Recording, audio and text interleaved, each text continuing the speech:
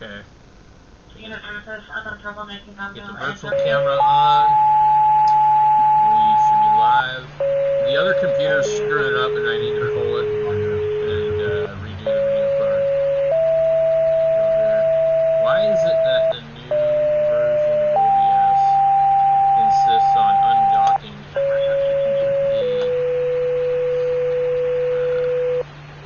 vertical stream window? Engine 58, truck 15, engine 53, battalion 3, rescue 58, possible structure fire, 4751, mine X for road.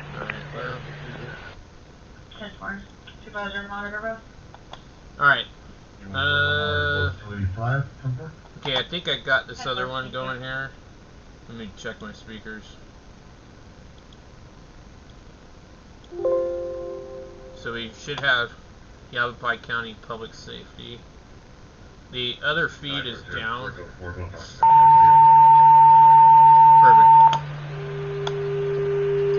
My scanner is a lot better to listen to. Engine 59, illegal burn, 5101 Desert Lane. Because it's analog. This is a Broadcastify one. I don't know what this all encompasses. If it's just going to be fire and local police.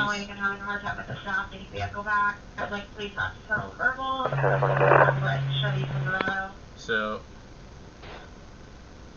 I've got streaming low. Okay, but is it Prescott and Prescott Valley Police? That's weird. So the stream is up on studio over there. But I'm streaming on this computer over here. So I'm on the big computer, which is pulling about 90 watts. Copy, on truck 15, engine 53. Can you guys see the computer over here? It doesn't have a video card in it. So this one here has an 8 gigabyte. The possible structure fire at 4751 mine X for road. House that smells like smoking coming from sunset. House is evacuated. House is full of smoke. Battalion 3 notifying units. Please reach traffic channel 5. Okay, timing wide. Tactic copy, going to 5. 9949 for us. She's here when they take her to get her petition. Huh.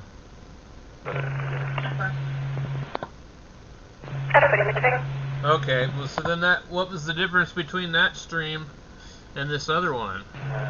Let me pull it up. Coverage, okay, it says what it is. Coverage, Prescott Valley, Yavapai County, Arizona Police, City of Prescott, Prescott Valley, Channel 1, 154, 250, Prescott 154 800, Prescott Maine 155 895, Arizona Department of Public Safety, which is something we can't hear on our own scanner because that's usually digital. Fire EMS,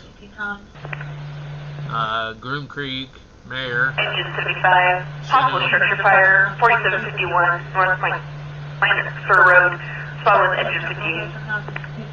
Central, holding up 585, 32nd Street, Baseline. Let me see what? Okay. Go for it. Well, which one is that? George, Charles. Also, Friday, we're going to use rescue 58 as fireman reporting. 3159191. So, let me see if you can read the screen. Okay. 58 on scene, 2,000 square foot, single story wood frame, construct residence, nothing shall be investigating.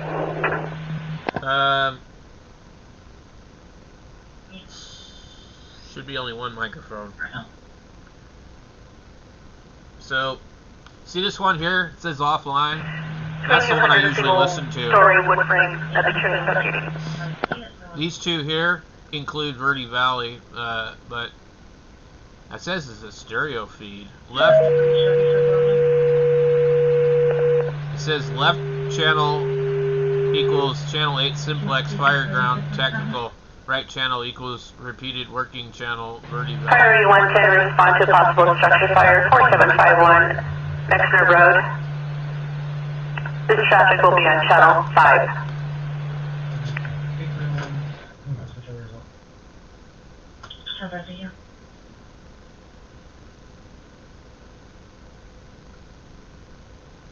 Okay, with this one here,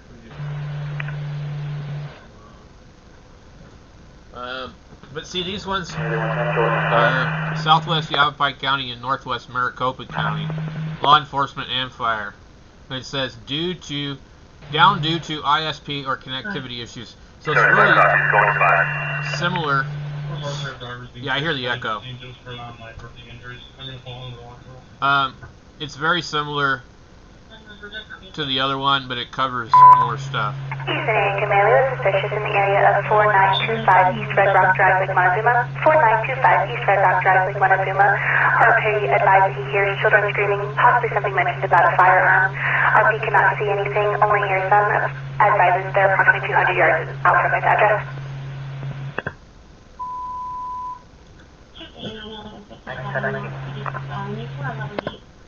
Address 586. Error. I always have Matrix being chief on the sheriff. Or the shoulder and then started the wrong way. I seen two of them. Opportunity. 1157 North. Huh. There's on scene obvious human IC of Italian pitching 58 and switch around scene traffic over tag 6. Break CTO 6. Wrong way drivers. Okay, thank you so much. Chased by possibly a white Honda CRV or a Ford. Maybe you turn onto the shoulder. Address 615. The wrong way. Being chased. There's about a 5-minute time delay. 247, go ahead. West on it, eastbound lane. Southeast 2148.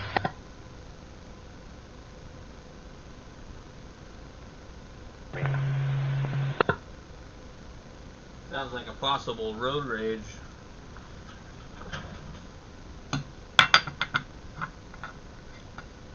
Alright. Let me test this tattoo card.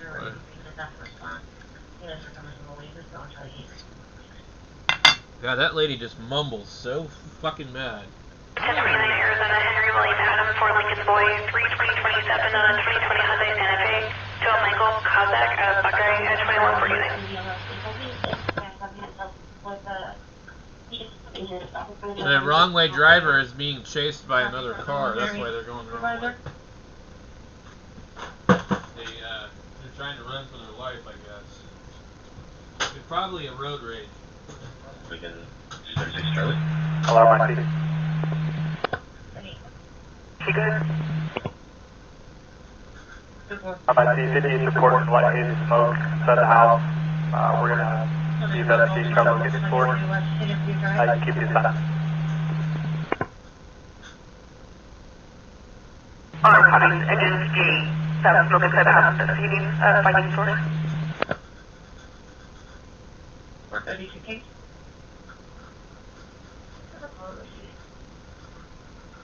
10 bars to the rail, 585 32nd Street, baseline to feed.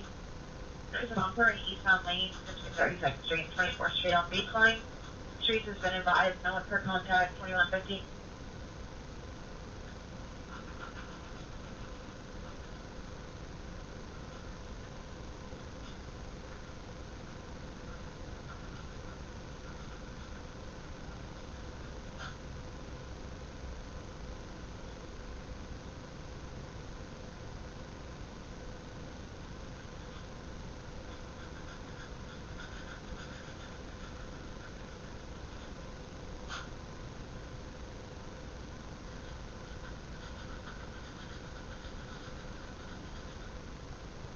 Pretty sure I hear sirens outside.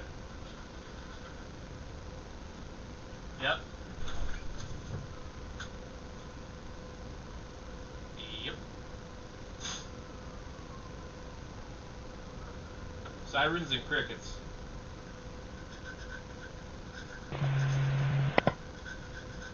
Information for use in area 6640 South 45th Glen.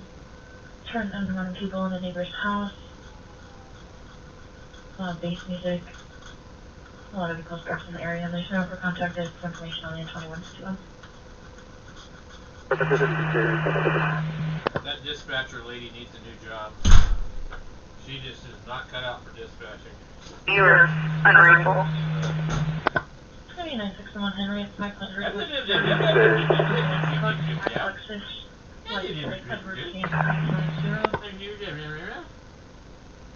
Another vehicle that went on the direction travel. We're going to contact 548.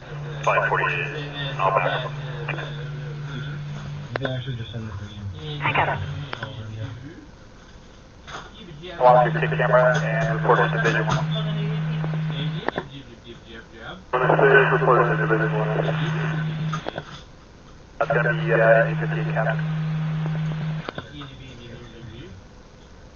can go ahead.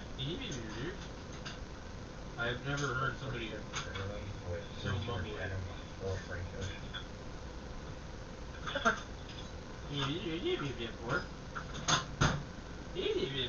Obviously, the situation Clint thinks he's being stalked by a homeless subject. Keeps hearing people yelling for the past days. Traffic line, he's running like 80 shirt jeans, 2152 units off. Anything for me? Oh my god, that lady's horrible. Other person, Cap.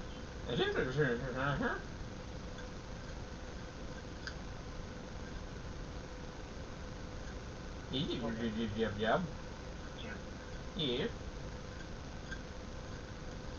First Street, 3300 North. 234 males speeding around Dixon in a truck, driving recklessly around the neighborhood. This information only on 2153.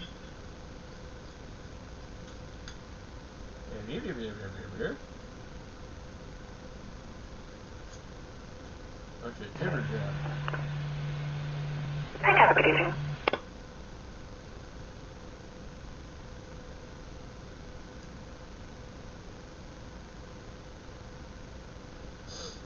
Right.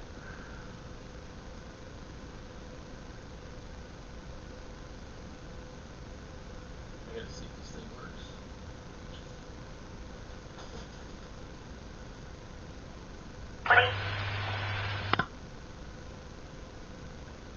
Oh, that's funny. Changing to the area 4002 East Cody Drive. 20-year-old male is overdosing. They used a marker on top of this Alarm engine 59. to obscure Engine 59. what it is. It's an LM. We're at the scene at 5101 Desert Lane. Don't have any illegal burn in this area. Give the address of the RP. RP leaves list at 5167-5167 Desert Lane. RP was stating that it was in the front yard of that address. 3 houses, 3 or 4 houses south of hers. LM33. Alright, copy. We'll check the area. We'll observe, see if we can beat up the RP. There's no illegal burn so far in this area. LM. Alright, copy. I put her phone number in the call.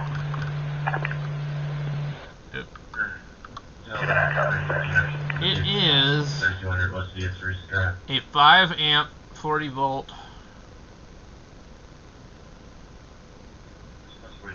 I think it says TF for it. Support 840512. Digikey. Doo-doo-doo. I've got 6 people watching. Welcome to the live stream. And this is the live scanner feed. Should be a little bit wild here. Did you suggest that you raise the one? Check you get any information? Okay, I'm looking up a voltage regulator out of this Cat 2 power supply right here. I don't know who made these. It says made in the USA. Serial number. I'm going to look that up here in a minute. But they took and put like black paint over the voltage regulator and tried to obscure what was used. I have no idea why. It almost looked like it was sanded off like a Chinese one. So this is adjustable. Maximum input voltage is 40 volts. Output voltage is a minimum 1.24. Max out 32. The current is 5 amps. So this is an interesting little circuit here. It's got a 10-turn pot, and we have a switch on the back. But it's probably going to use a 19-volt power supply, I'm thinking. But I would guess we could probably put a 12-volt supply in here, but it's kind of, other than this really thick stainless steel cover, I don't know. I need to clean the knob. But 2017 Ford F350 with a black chamber shell. A black chamber shell?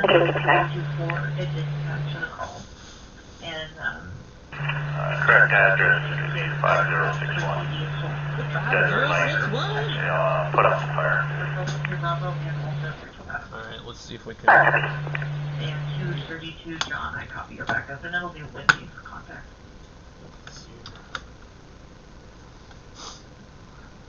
Okay, so this should be look at that. Off, on. Okay. So this is not going to be able to be anything more than 12 volts. I'm going Corporal Robert 1626. Let's see if it works. Robert 1626, go ahead. I don't know, you guys can't even see what I'm doing. With the female that's passed out? Yes. If you can come, if fire can come to the front of the hotel, we have got security there to.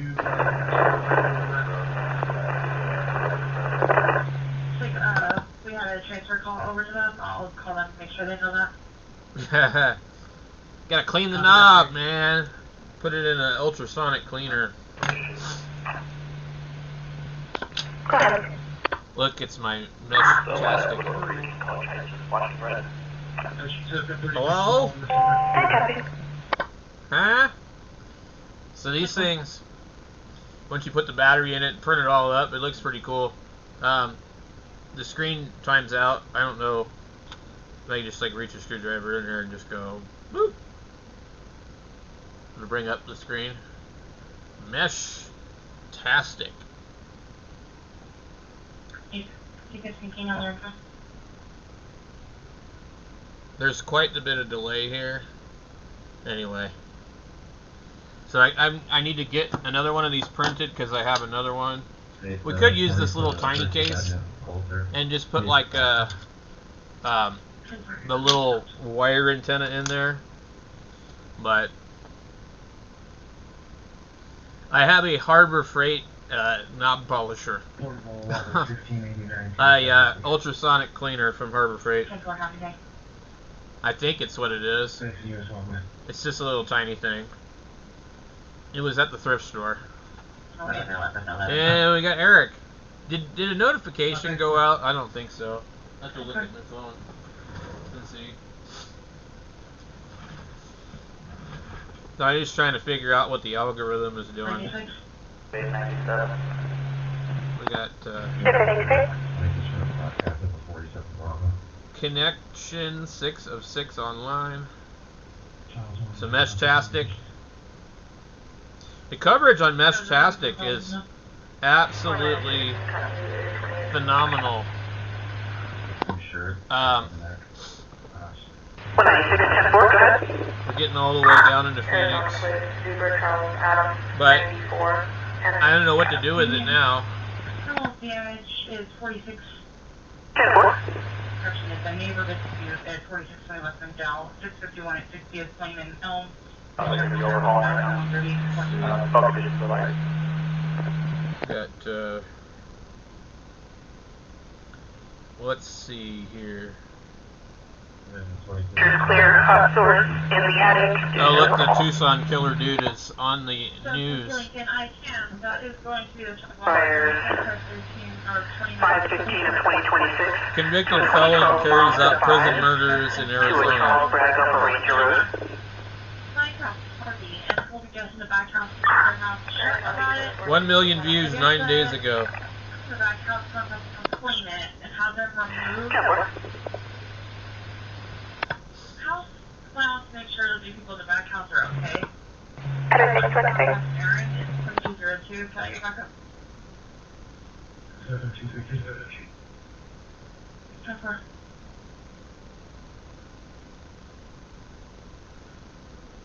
Alright. It's gonna be on the north side of the street, back blue hat, blue long sleeve shirt. Back, blue hat.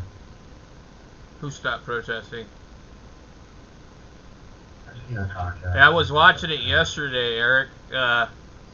It was sad. Like, some dude dressed up like a Muslim dude, like a chief or an oil tycoon.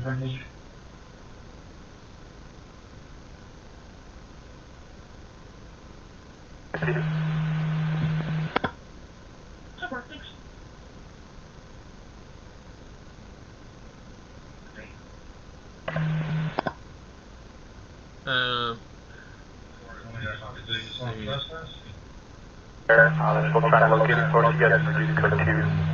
I'll let you know if I can get you guys moving quickly here.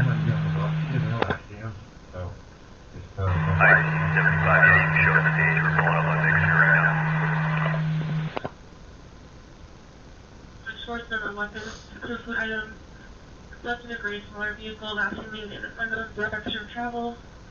Confirmation order at 2203.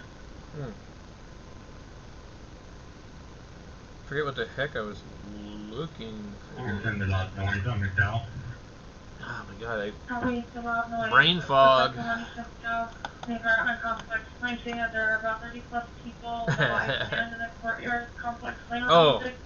No contact 2203. Can I get a backup?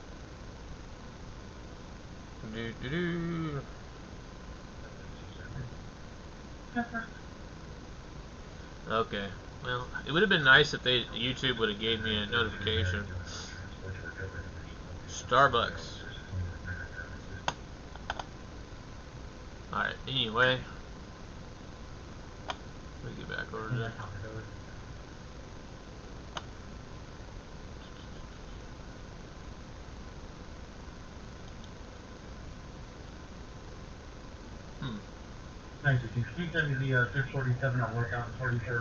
So they got a bunch of shelving and racks today. I don't know if there's an easy way to show you. No, so far it's the number 3, so on so far. I'm just gonna So Elizabeth found a bunch of shelving and stuff on Facebook, and I went out there and loaded up the truck. It's a pretty good workout. We got enough shelves to cover one entire wall probably in here.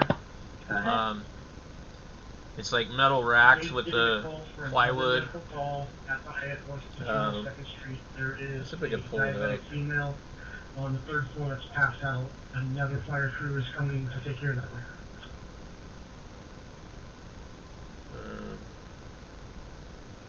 Okay. Hard data, correct. Let me pull up OBS so I can actually make sure that I'm in focus. Copy, thank you. So, we went and got those. Come on, OBS. Get those. And also some metal shelves. And they don't have the cross braces in the back. But there was a couple of other ones. So, let me see. We got 1, 2, 3, 4, 5. They go 6 high. So, they're kind of, they're sort of flimsy, but I don't know. They're not real heavy duty, but I can definitely make them work. Let's see where the other stuff is. Copy, 2250 East Baseline at 2206. I missed out on the TV. They had a TV for free, and I let the other people take it. I was the first person there, but I didn't realize the TV was that nice. They had a bunch of like store shelving, and I wanted to grab it, but I'm like, I can't. This is just too much stuff. Perfect gray bag with him, and then nice bolstered on the bag. You have Eric for contact at pretty close. Yeah, that's what I'm gonna do. I've got plenty of crap around here to do it. What they did was they had them attached to the roof in the building. And this guy, he just bought this building. It's like a really weird building, but I'll just make my own. But I also got the big, huge, long metal racks. They're like kind of galvanized, but they're way bigger than the kind you'd usually find at like Home Depot. So I may get rid of some of this wooden crap over here.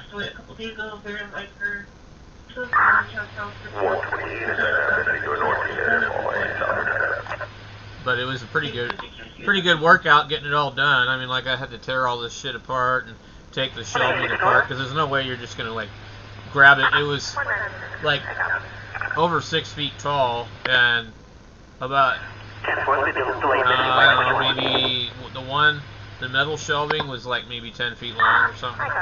And they were joined in the middle, like they basically chain linked 2 sets of shelving together.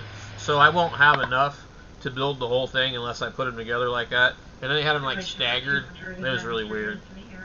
There was like hose clamps on them and stuff. It was really janky. But anyway, so I don't know how long I spent over there doing that. At least an hour. Nice thing was it was just down the road.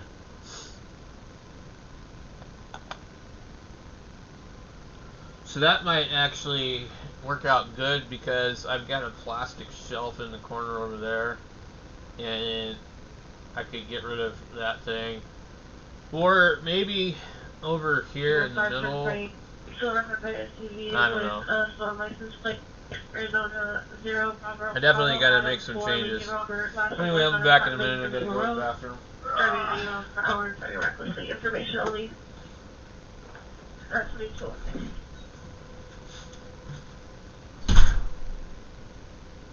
Bravo, Adam 4, Lincoln Robert, flashing northbound on Cotton Lane from Uber Road, going about 80 miles per hour, trying to this week, it's information only at 2209.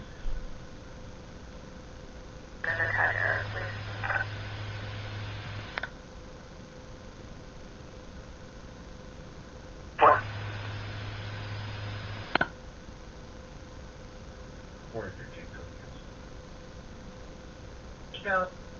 Go ahead. Jesse on Central, plates on radio. Copy. Can I get another unit, Jesse Ellison Central?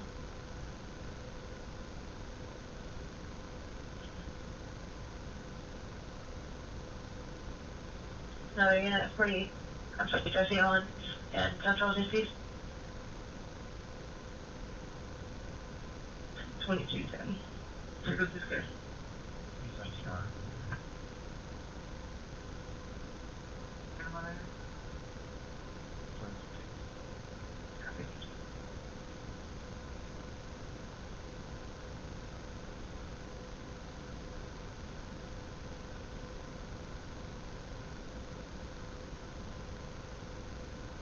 I'm code 4, I don't need any here.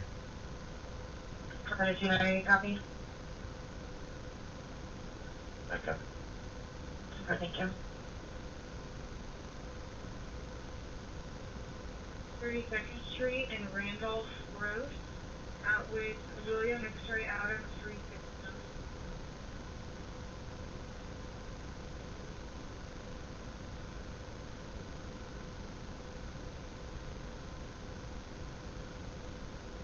Being 647, 9336 South 10th Avenue, also loading another 647, 1613 South 5th Street.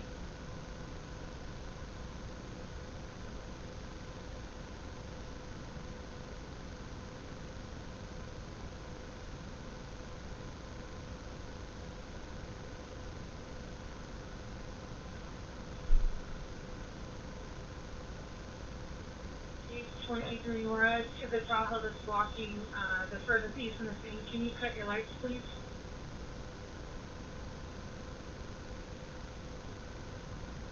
Light, yeah, stand back.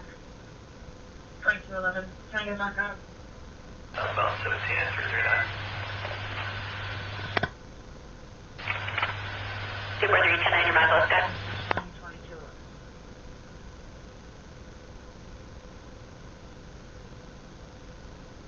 631 King for traffic. 4310 your mind, let's go.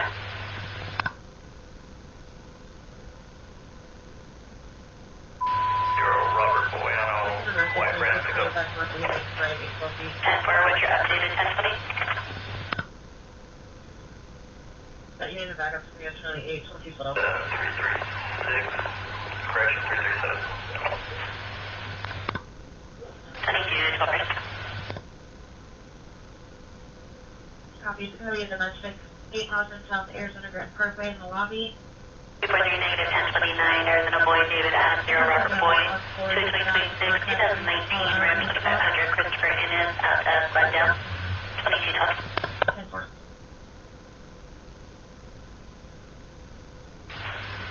Copy, vehicle top 337, 2212. 24th Street, Taylor, out with Arizona 18, Adam, 9 George Victor. 18 Adam, 9 George Victor template. Thank you, go ahead. Chris is still working on salvage overhaul.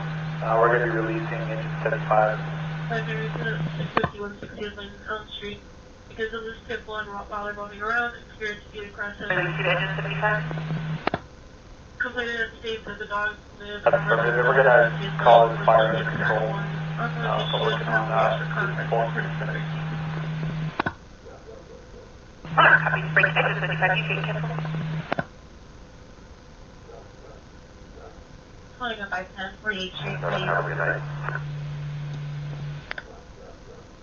Have a good night, sir. You got fire come out here.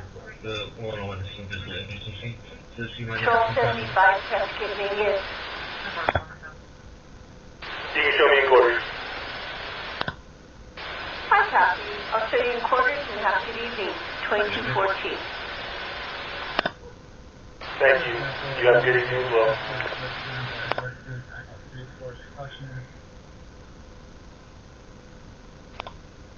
Everyone, George, copy that info. Thank you.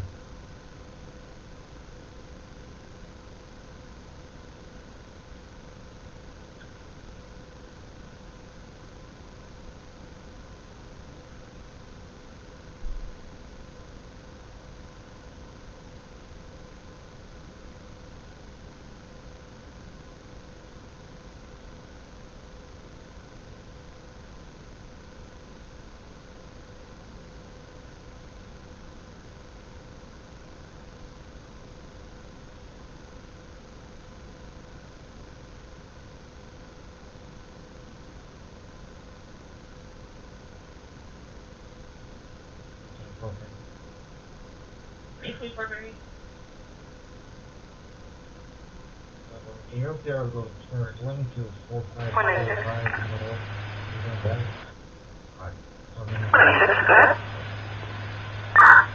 Do you have any record of a welfare check being conducted yesterday at this residence? 10-401 was done yesterday, and according to the findings, he does not live there anymore. I copy code 4, thank you. Copy code 42215.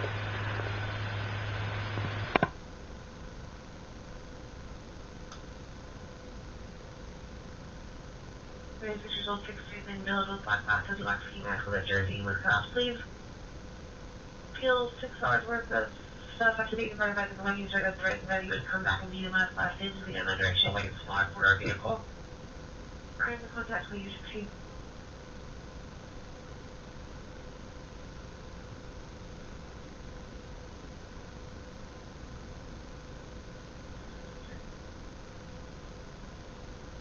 Eastbound 940, eastbound 940, miles 45 on a gun. Eastbound 940, 40 from Southwest 45 Lentigo are just reporting a yellow semi-truck with a box trailer driving on old Route 66 with the high beams on, driving in both lanes. Out of attempt located at 2216 needs 723 back was coming on Charlie Soda and Chino 6 another, can you run a mail, Colorado? Copy. 515, copy, Bridge 556, can you head towards Gurley Park, please? 4 already on it, Hi, copy, Bridge 515, go 227. 17 be a mail out of Colorado, last night, is Mary Robert Adams, Zebra, Ida King, Richard Stevens, Ken Tom, Edward Victor, Edward Nora, middle B for Vincent, Victor, Ida Nora, Charles, Edward Nora, Tom, UV is 01, 09, 58, 58. Hi, copy. Copy.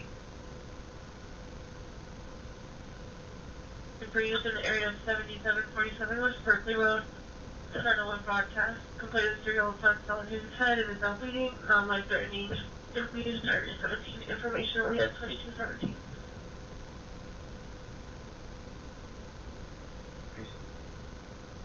Okay, GT.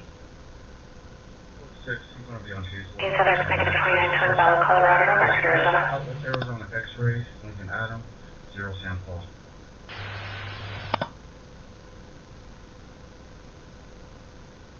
Code 423 on 68. 2218. Yeah, 2020 on the launch, are you good changes to the 1220?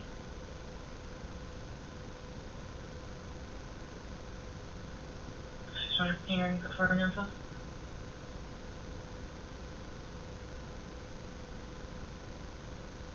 Sweet. Copy, thank you.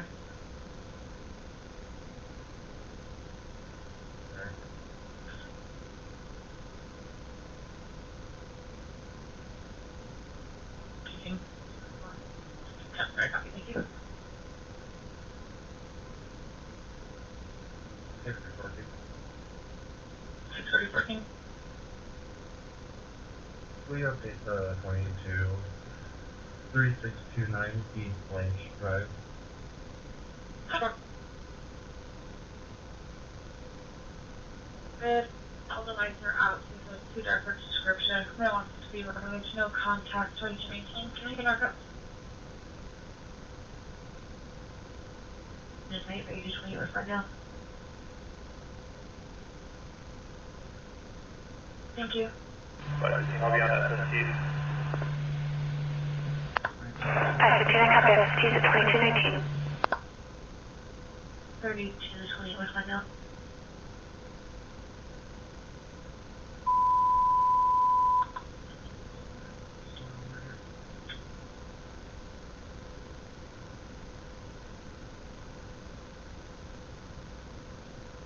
North Valley Parkway, 214 feet. 2700 feet. That unit and one for follow on Charlie 2 at 2220.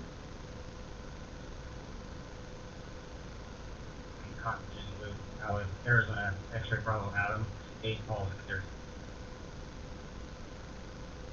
Code 4. The lower Buckeye.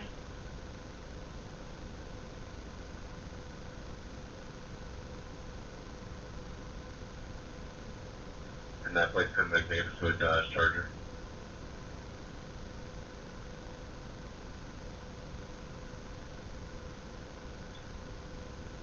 What's wrong, Charlie?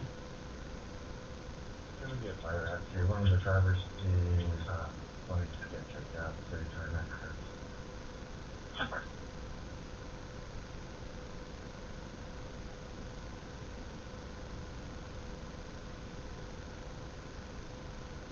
Engine 25, were you guys clear on Adam 45?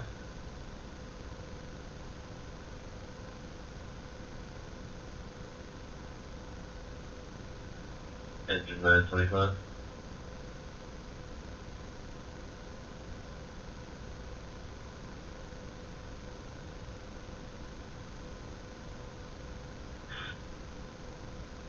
Yeah, 4792 165. Robert 1626. Robert 166, good. The first medical at the Hyatt 122 North 2nd Street, the slip and fall is going to Fish Sam on Rescue Wing.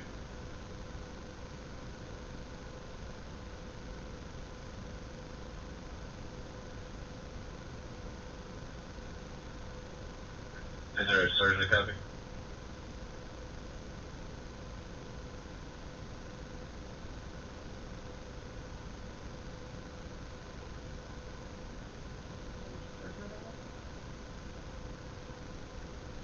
At 122 North 2nd Street, say good Sam. Their rescue is transporting you, Sam.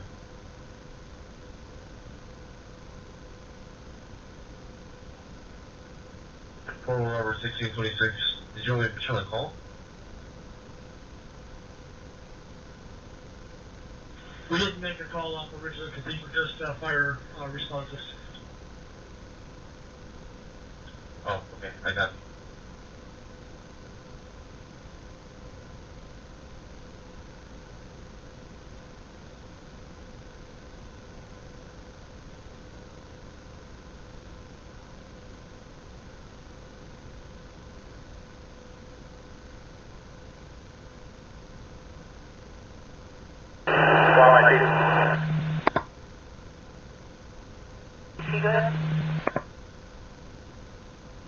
It looks like he has some electrical wire involvement. If you can get to the spot to pull the meter. Additionally, if we can get ACT and Red Cross to see if we can help with living arrangements.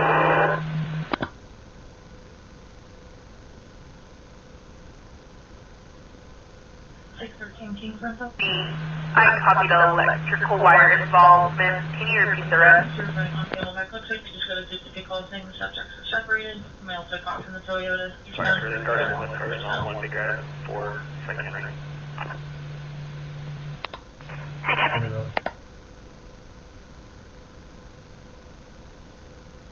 Medical call to Hyatt. Yes, active Red Cross. One of these is refusing medical. She's just going back to her room.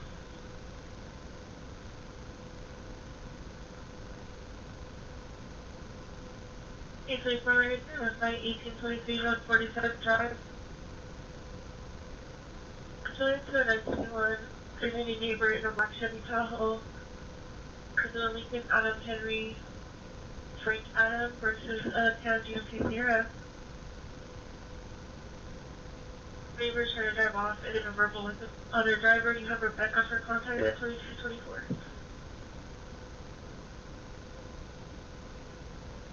Each of us, 911 hang up in the 512 Beaver 23.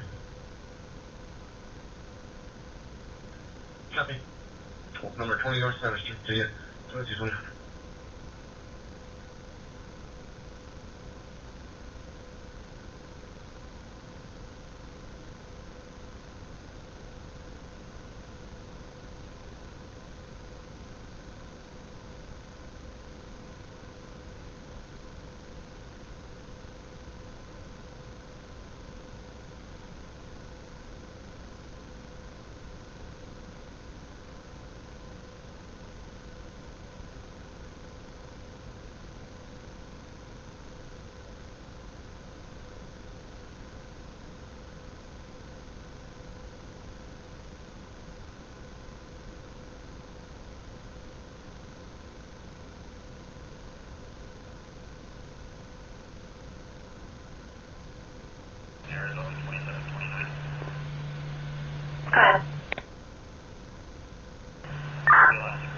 David, Ida, Charles King, Ida, Edward, Fritz, Sean, Sam, Edward, Adam, Nora. His date of birth will be 7/18/2000.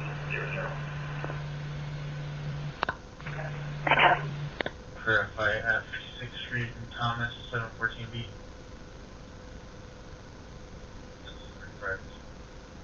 So long, Mary, and anyone else, see me on Charlie 7 at 2226.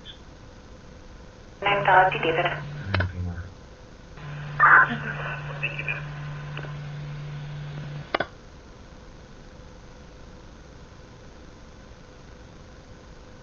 Hey, David, Mary, can you shift 23 good Sam?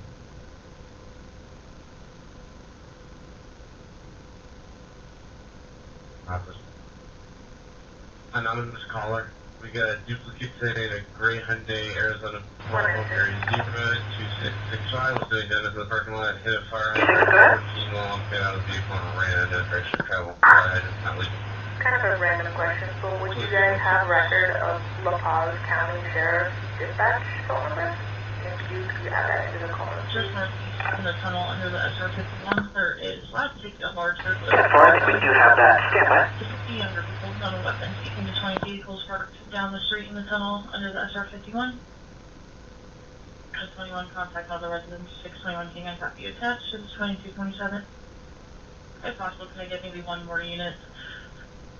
Just due to the number of subjects. 2500. So forth, yeah. 1000 South 14th Street. 410 to me. So far. 91. So far. I'm sorry, you came in a little 10-1 for that license plate. Do you mind repeating? Nor Adam, 9 Victor Paul. I will be stopping at Central and Northern.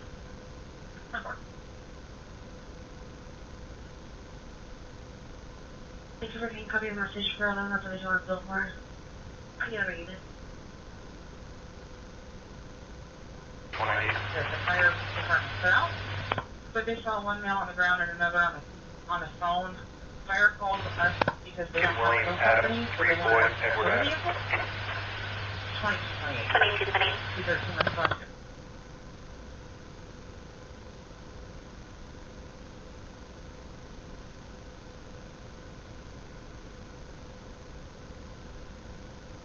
On the 647 1941 Rango Street, 503 3645 West Kennedy. 647 first passenger 1500 East baseline.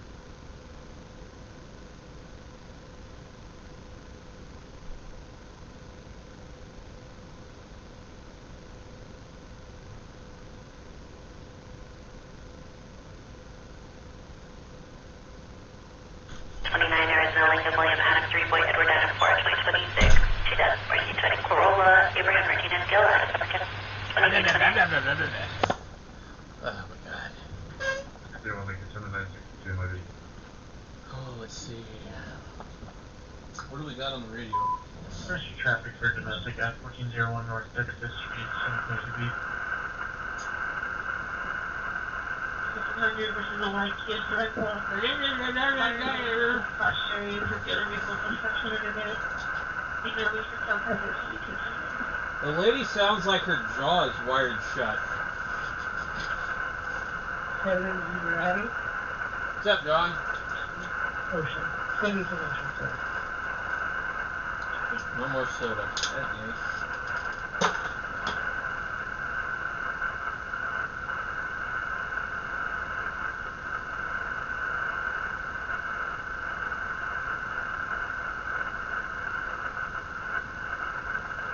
Looks like YouTube is not promoting us right now. We got 2 people watching, according to that one. If I just open this full screen. Copy, 9 super top to the left side, 1401 off Elizabeth Street. God, that lady is so hard to hear. That's all I hear. 735. How did you blow it up? Those usually Unit calling radio, you're 10-1, covered static, 10. 51, put me in available status, please. 151, 10-1, I need you to there. Ground speed 35 low. Well, the band is noisy. I copy.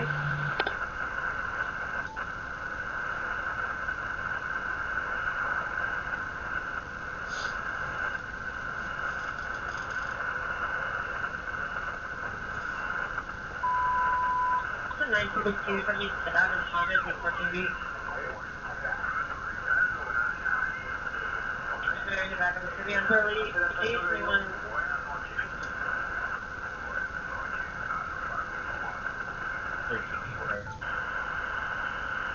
Charlie Arizona like that.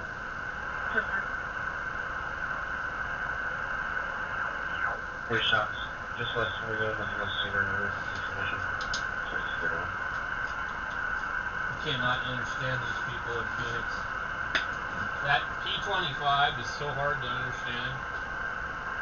It just doesn't make sense. What is Hale Loop and Hancock Street. 19 south, code 500. One of the workers laying up there in the avenue and check off for exposure 90s. Copy code 4, 2232.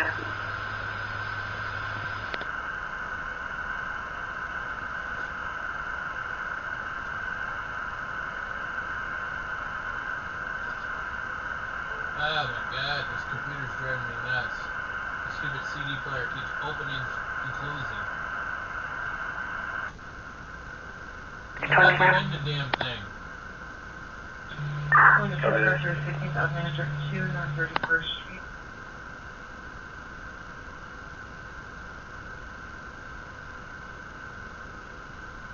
Mute.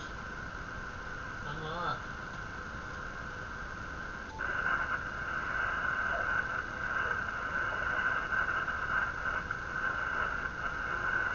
$231 King for traffic. It's the trespass for 60,000 manager 2 North 31st Street. Male to female green. Hispanic male 34 years old. Black shirt. Government wants to make it hard for you to utilize it.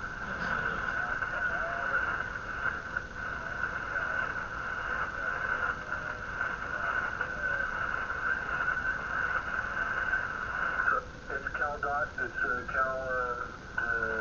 okay. I'll have to go look. Ha! Maybe that changed. It costs too much money to mail you anything. There were some restrictions that I went, oh, that's sad. I don't have anything like that really except for an 891 that needs work anyway. And a TS430. You guys double check. Go ahead, Dennis. Should be able to fix that pretty easily.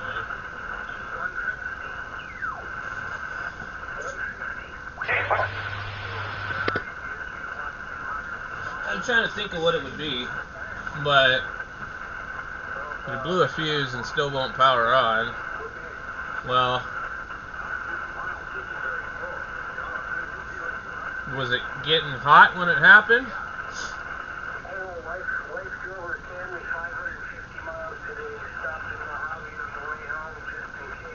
Oh crap, I gotta print some stuff on this printer, I keep forgetting.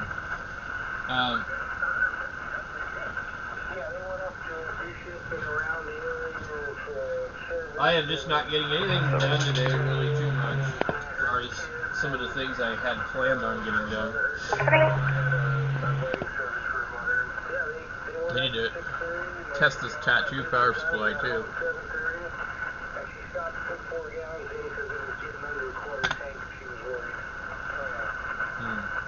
So 555 miles on the speedo. That was a hybrid? No, it's an 05 Camry. 4-cylinder. Well, how was it turned up too high? Was it putting out more than 100 watts?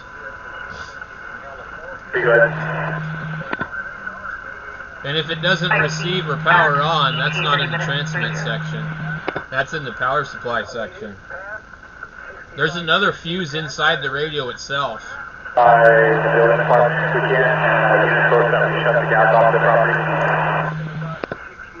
So if you blow a fuse in the power cord, there's another fuse inside the radio.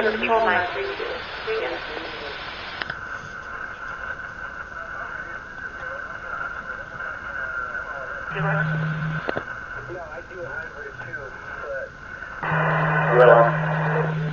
there's no way I want to have the AC on. I see. Confirming, do you want the building inspector to respond out to scene or just advise? You just advise them. They're going to have to stay tomorrow tonight, but just before they reoccupy it, they're going to probably take a look at it. How could it be doing 230 watts? That's like almost impossible.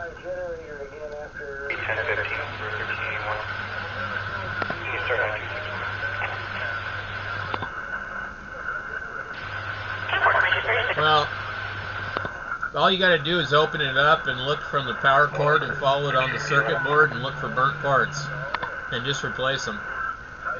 If it did that much power, then the bias is all fucked up on the PA deck.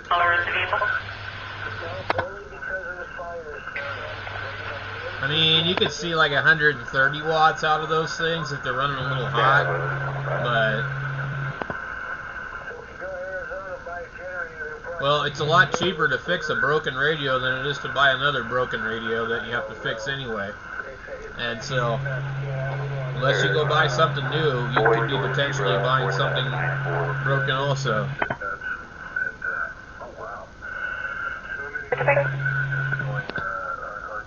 Well, that's not too bad, 50 bucks, but It's just squeezing out everywhere. Anyway. Yes, sir. but if you learn to fix it, then you'll learn to fix all the radios, and then you can start buying broken radios for dirt cheap. Expires at 7:31 of 20 on the 1999 Ford Emergency are the meetings. I very rarely ever get it. Usually so on a flat spot it moves. Going up I need to test this thing. It's some pretty steep hills here. The first little hill from Mission Bay into Claremont, and it goes up 300. I need a foot pedal switch. I can go up that hill about 17. When I get on the flat spot, man, baby, watch out, I'm coming.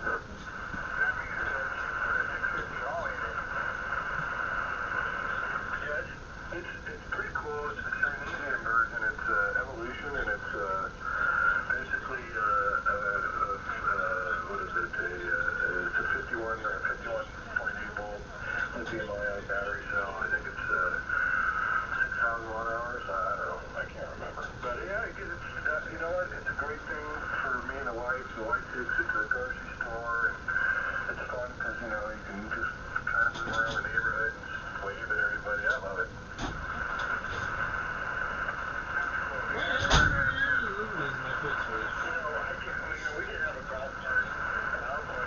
It's getting warmer here.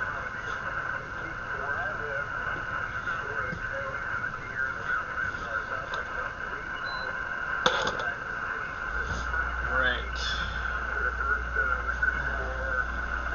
I do not know which one is the switch. Red.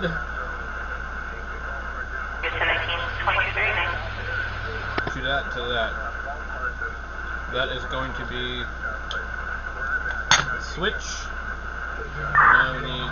But camera 7 off is the same. Hi, copy. Yeah, I was going to say, golf cart with a roof and boards and windows. Let's see here. We got black and red. 1.28 volts all the way down. 1.5. 2.5. 3.5.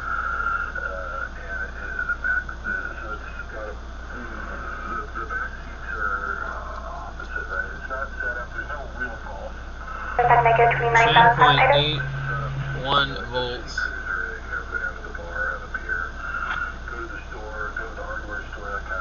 Well, there's a fuse on the main board sometimes, and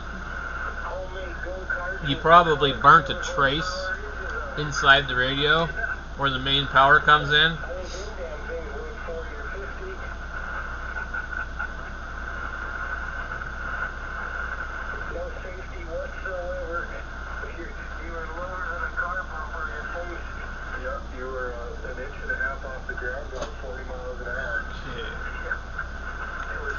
Tattoo power supply works.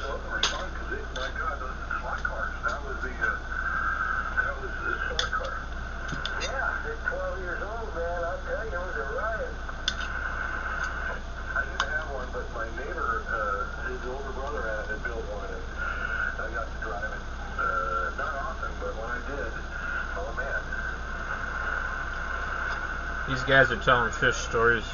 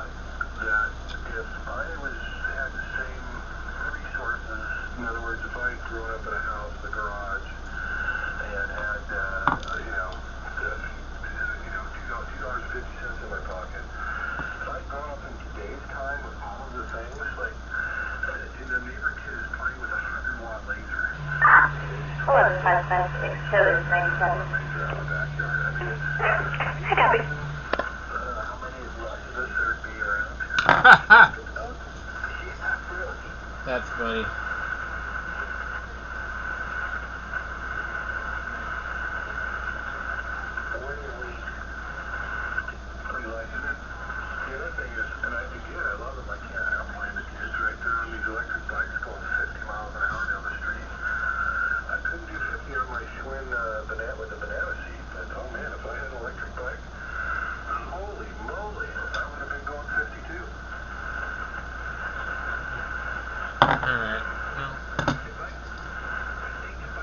This thing's probably pretty old because the rubber feet don't do anything.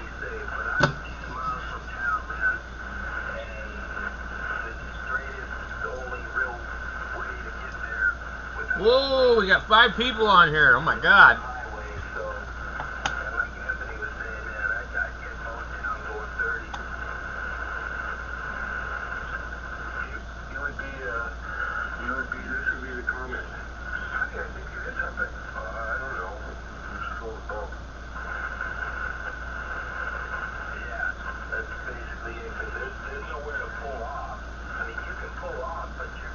You know those radios, they blow up when you do 11 meters.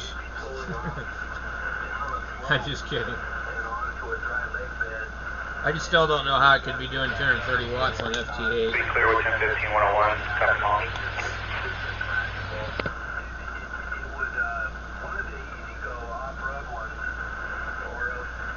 But most likely, if you keyed it up and it suddenly did 230 watts on FT8, it cooked itself right away instantly. Because we would have to pull so much power through that thing. So at 230 watts, you'd be pulling like 50 fucking amps out of that thing. Your power supply couldn't even give you enough unless you got it hooked up to some big asteroid. But the rest of the radio can't handle more than 20 amps going through it. So 230 watts would be pulling about real close to 50 amps on the radio. So, and then the only way it could really do that, because usually most of those transistors in those the PA decks, they're only rated at 100 watts per device. So to do 200 is possible. Like the old Kenwoods, the 440s and the 430s and the 570s, they have Toshiba 2879s in them, and they can do about 150 of each, but it's really hard to make the radio do that much. Those transistors in a dirty CB amp can do 150 each. Well, yeah, it's going to be real hot because Route 89 across the connector. We got fourth party information from YC from DPS. There's a possible wrong way driver. Looks like they are in the southbound lanes. Going southbound in the northbound lanes, headed towards the casino. That's all I got. Headed towards the casino.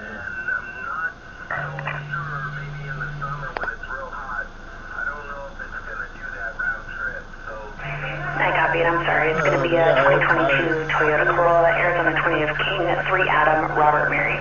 Delay of about 1 to 2.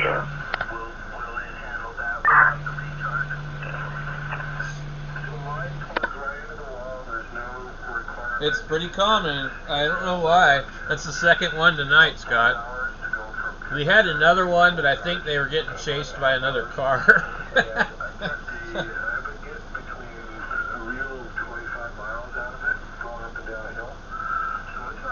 Where did I put my coffee cup? Like Pat said, where's my burrito?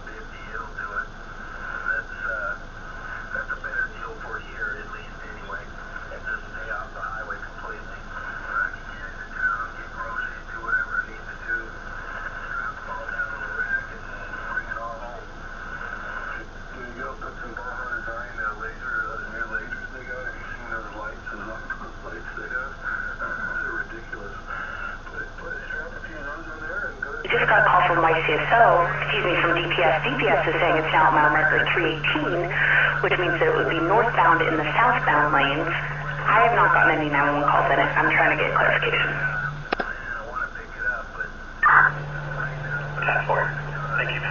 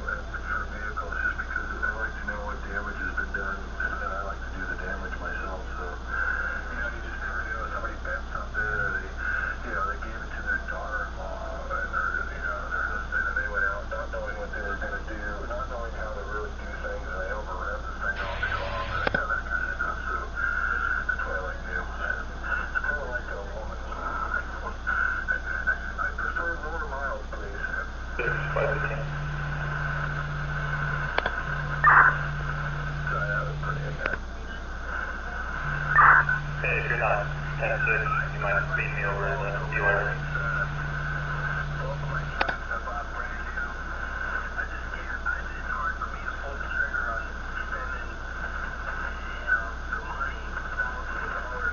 The inspector was advised we'll go out to location tomorrow. I got it, thank you.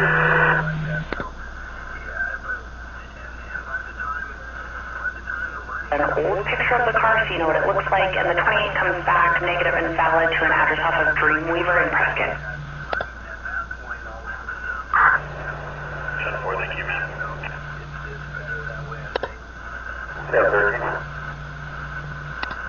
Sam 13. YTS just advised me it's cleared from Tibbet to mile marker 342. Thanks, 15.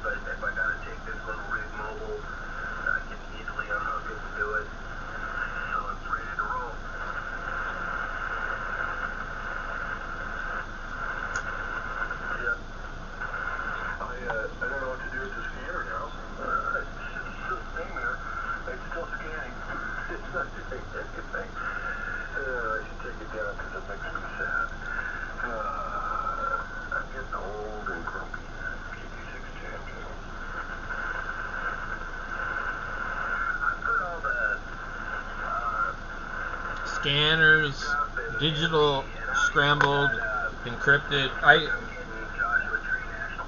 don't know.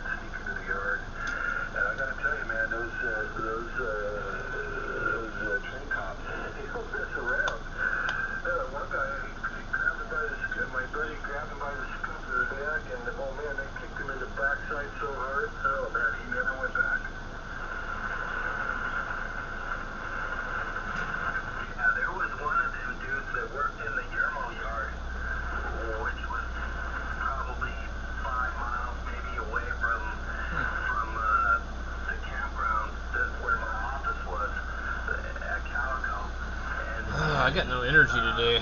Okay, I gotta print another one of these.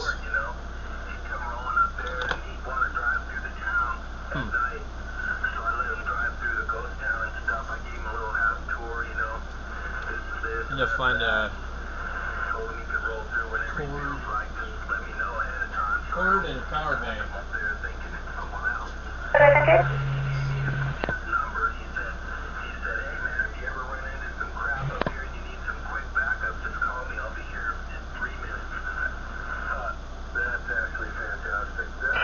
Code 500.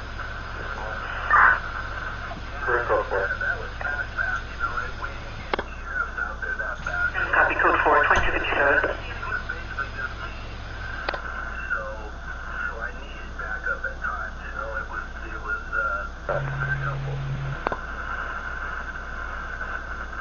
North, code 500.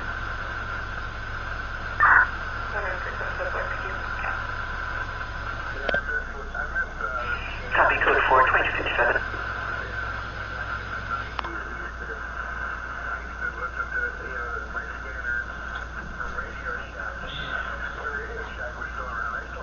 We got nothing but crickets and mockingbirds at night. It's really annoying.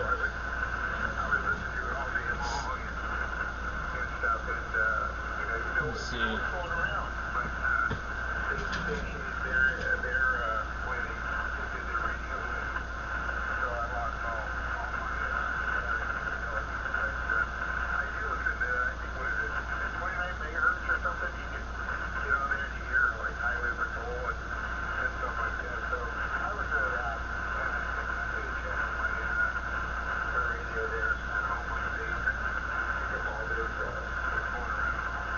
Where's this button?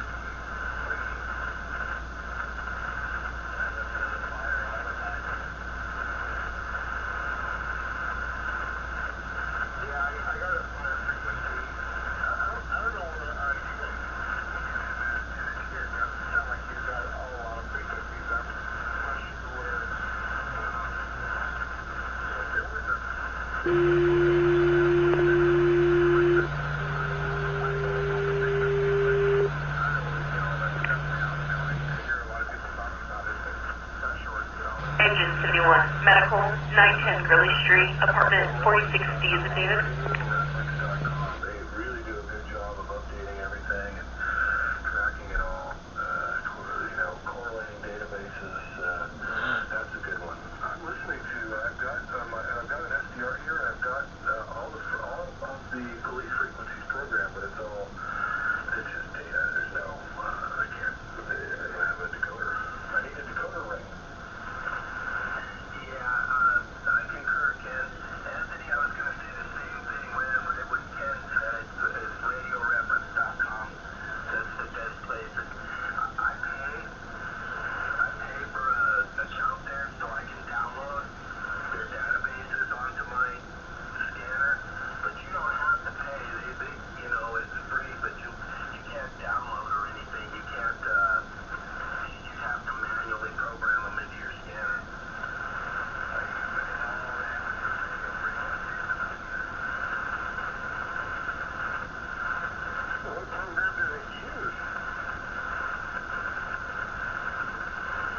says it would be 3 minutes to print these things. Sure.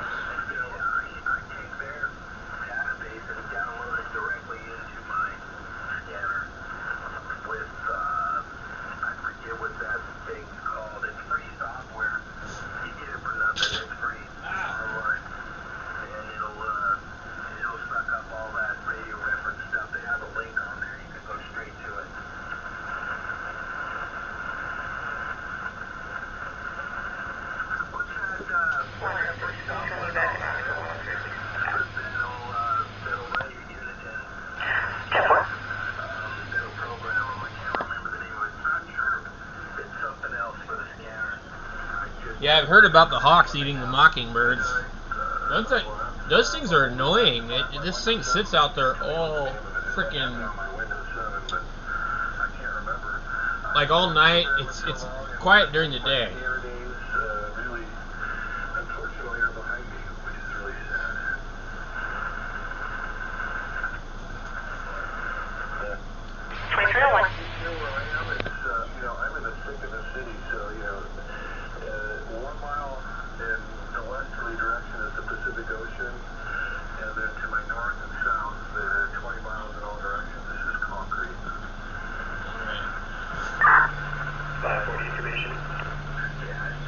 Harbor Freight sells fake owls.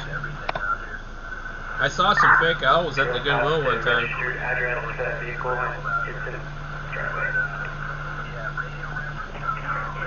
Thank you. Well, I'm wondering here.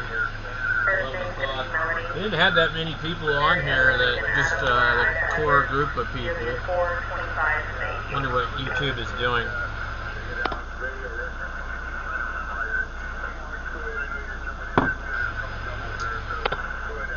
This other computer definitely seems better for streaming.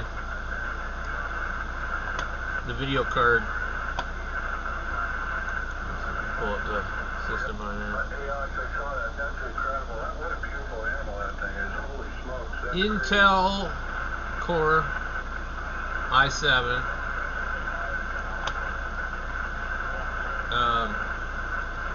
I don't think I need to turn this thing down. Intel Core i7 7800X, 3.5 gigahertz, 40 gigabytes of RAM. I've got 2 Patriot 16 gigabyte sticks and then another 8. They're different brand, but same speed. Windows 10 IoT. Now I can't remember what the hell IoT stands for.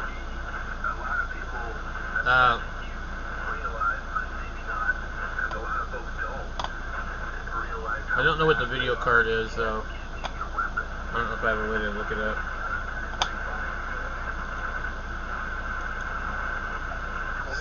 Device manager.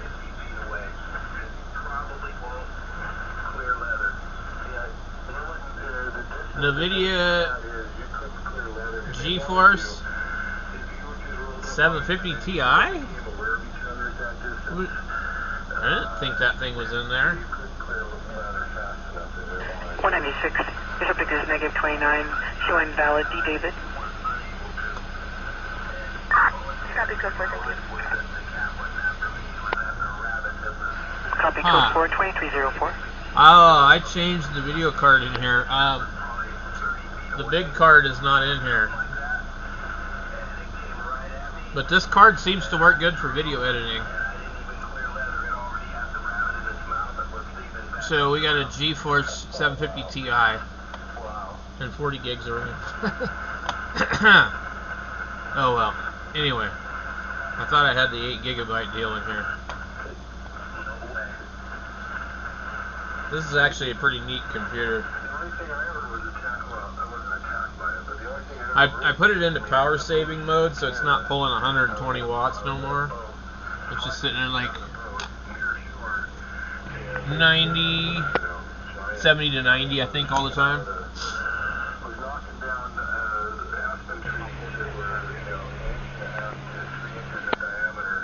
Girl 16 to 120. That did not work. Oh, the filament broke. Phoenix. Lovely. Cavasu. I hate using PLA, that crap always snaps. Destination, possible Phoenix, actually a So 40 now I minutes gotta wait ago. for the filament. Subject driving a white And Ford then F-350 refeed with a black soft camper shell. Arizona Charles King 97324. Subject Edwin Cober. 01/11/1977. Subject threatening suicide by cop. Again 1051. Subject manic, possibly bipolar. Unknown on weapons. Again white Ford F-350 with a black soft camper shell. Arizona Charles King 97324. 1051. Suicide by cop. ACL. End of attempt to locate at 2305.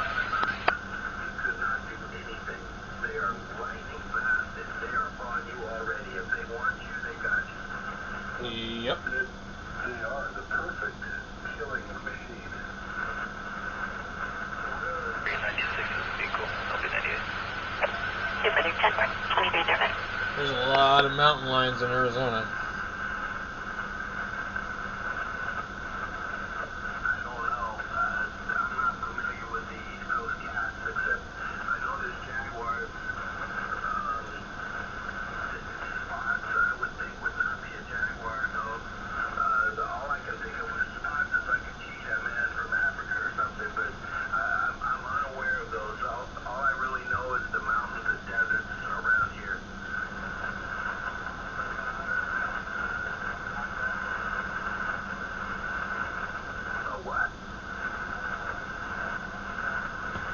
I gotta get a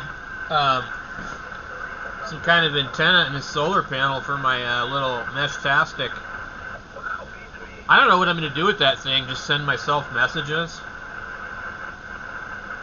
I've got to figure out how to do like an encrypted private one.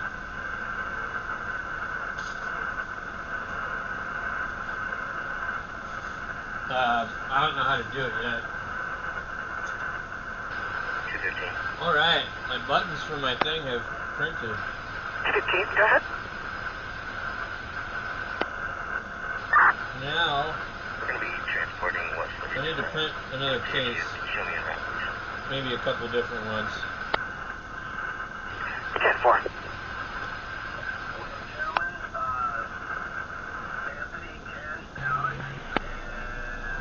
I copy.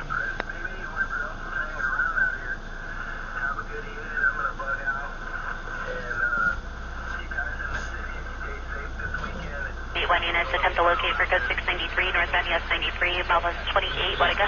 Very wild in California. Northbound US 93 from 28, what a go? Copy of Maroon unit.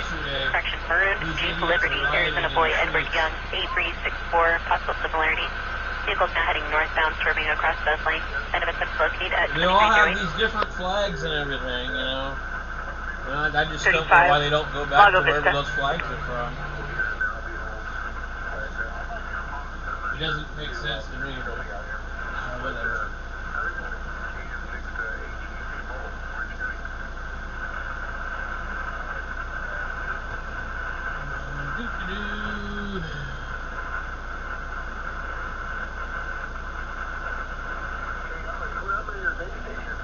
So, there's a map thing. Let me see if I can pull it up. Mesh-tastic. And the mesh map is also not accurate, Andrews. It's not even close. So there's,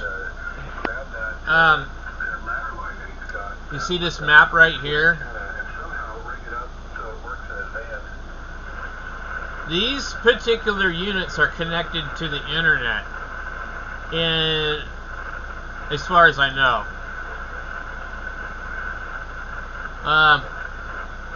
So we can see what they are, and we can see their altitude, their location. Let's see. And interestingly enough,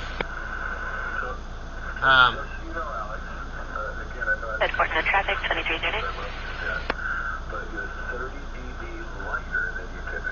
Happy Jack. Huh.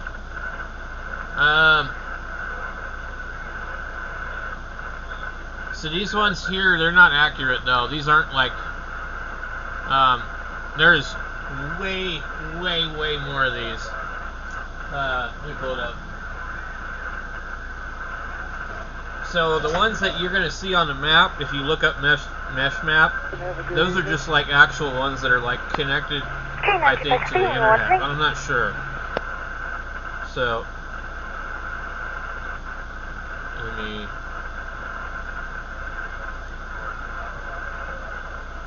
Pull this up.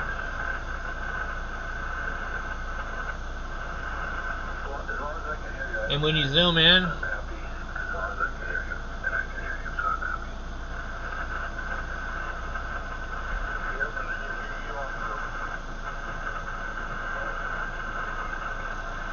so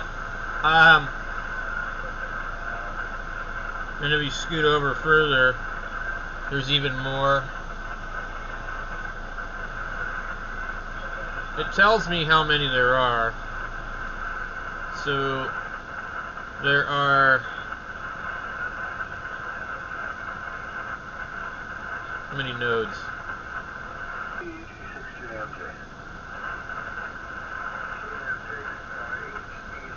It says I'm not connected.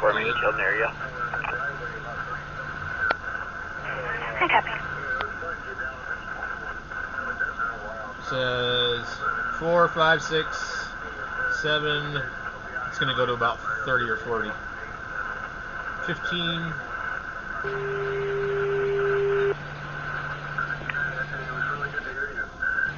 Engine 41, medical, Senator Highway, YAVAPAI Road. 100.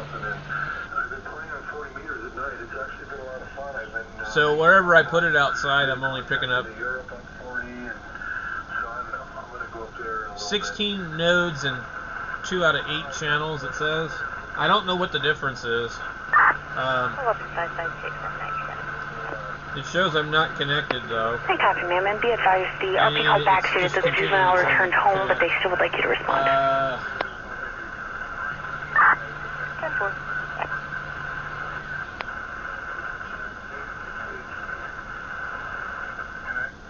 So, on the regular channel, you can send a message, and anybody that's on the regular channel with the stock configuration can get your message. That's channel 0. And then you have other channels that you can change the encryption.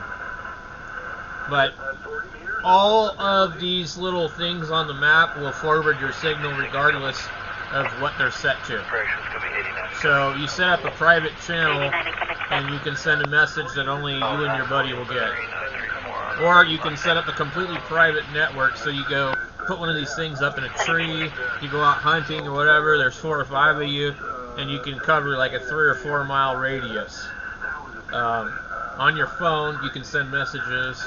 You can't do anything else but messages, telemetry, and it's capable of doing some other things, but no phone calls or anything like that. I don't think you can send pictures or anything.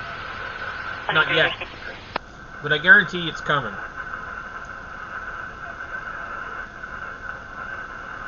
Well, let me see here.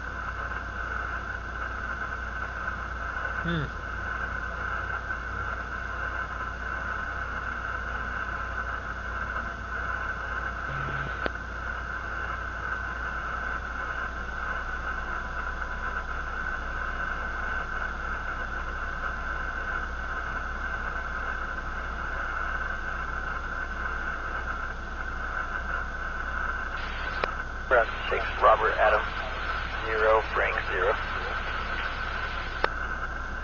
I can't get this thing to work now, too, so that's the other thing that's kind of annoying. But these ones here, I don't know what the hell they are. 6 Robert Adam, 0 Frank 0, 42030. 2012 Ford Mustang, Geneva, Clark, at opinion, 2350. There's a, 15272.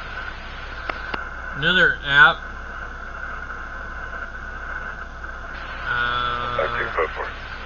2350.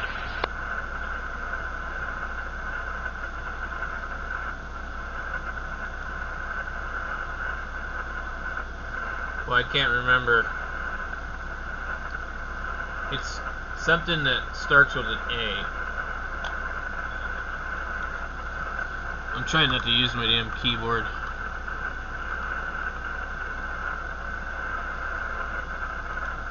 It's hard to reach up over this thing.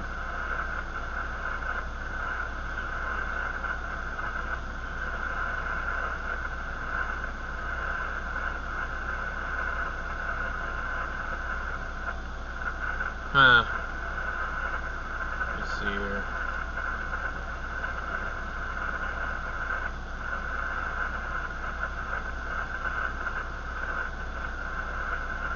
This thing says I'm connected now.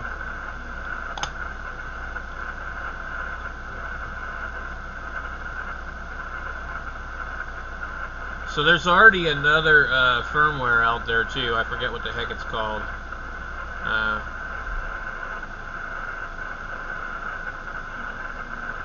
Build your own private off-grid network. And so that's what we're actually trying to do. Is I just want a couple of these little devices, so everybody has one in their pocket, and then you have the main one at home. And so as long as you're within X amount of miles from your home antenna or somebody else's antenna, you can send messages to each other. So when the cell towers go down, these things will be perfectly fine. They don't use anything with the internet.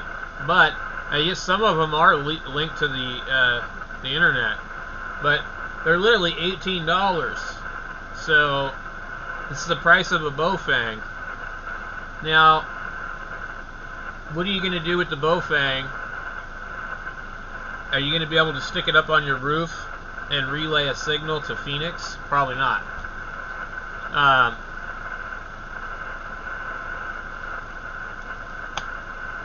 Let's see what they say about the range. So the range, let's see, 16 kilometers. But I've got ones in here that I don't know if I'm connected to them directly, but they're at least 20 miles away. And what it does is it hands it off to a different one, and there's a lot of them around here. I didn't think there was going to be that many here because they don't show them on the map, but it's not until you really get into one of these maps here where you see, wow, that's a lot of stuff. Now this only shows me the ones that have been connected to me. So if we look at them here, you know, we can blow this thing up. There's quite a few. It's nuts. So anyway, I think it's usually line of sight.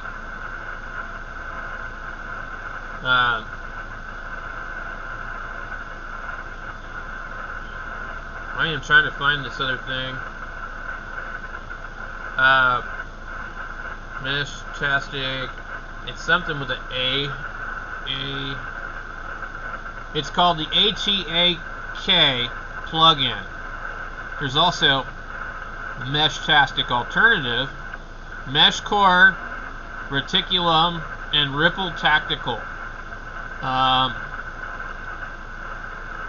Mesh Core aims to balance simplicity and scalability, particularly useful for custom embedded solutions.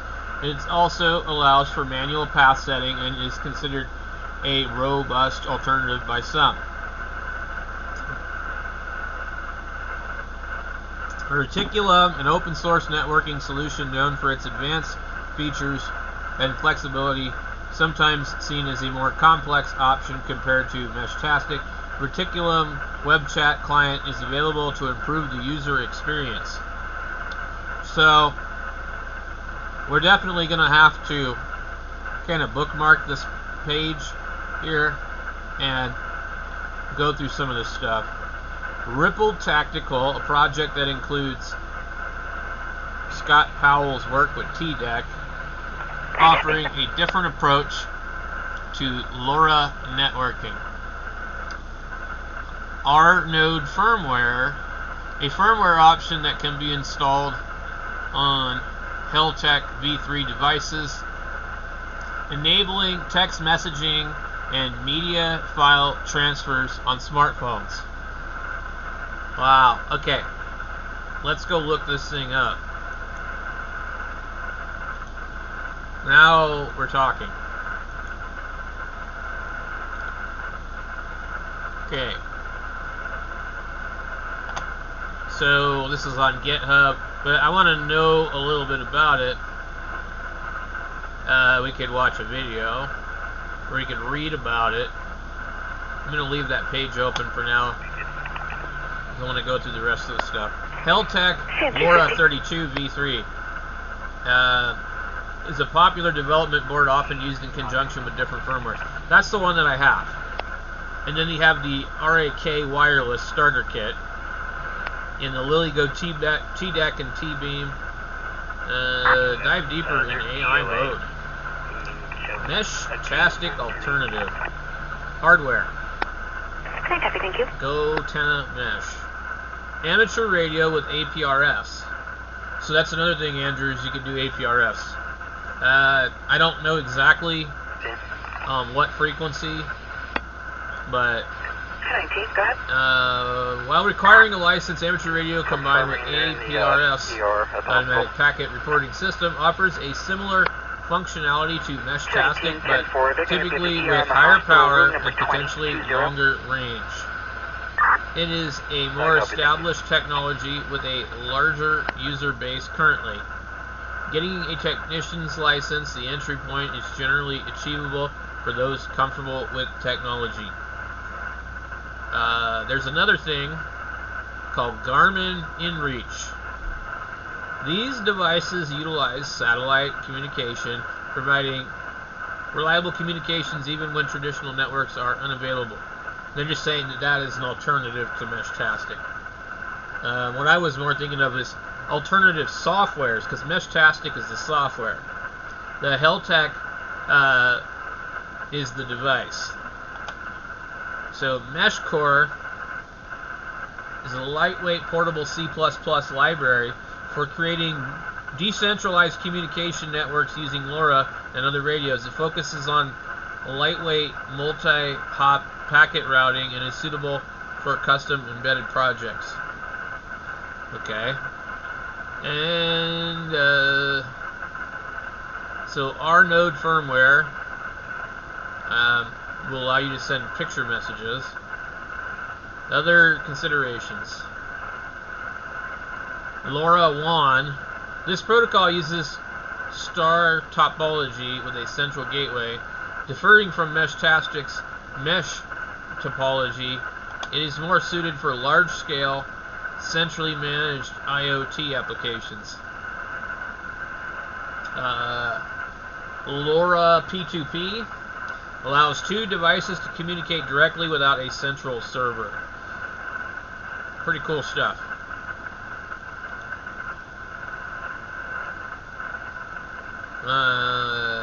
Ford MO 544. Hi, copy.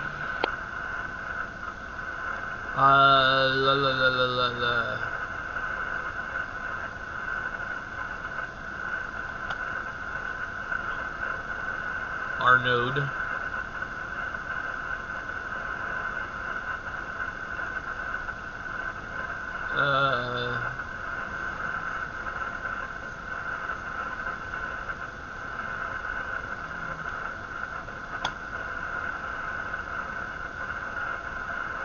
Ripple Tactical.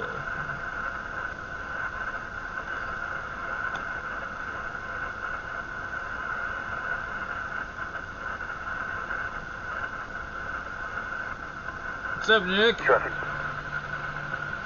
How was the live streams?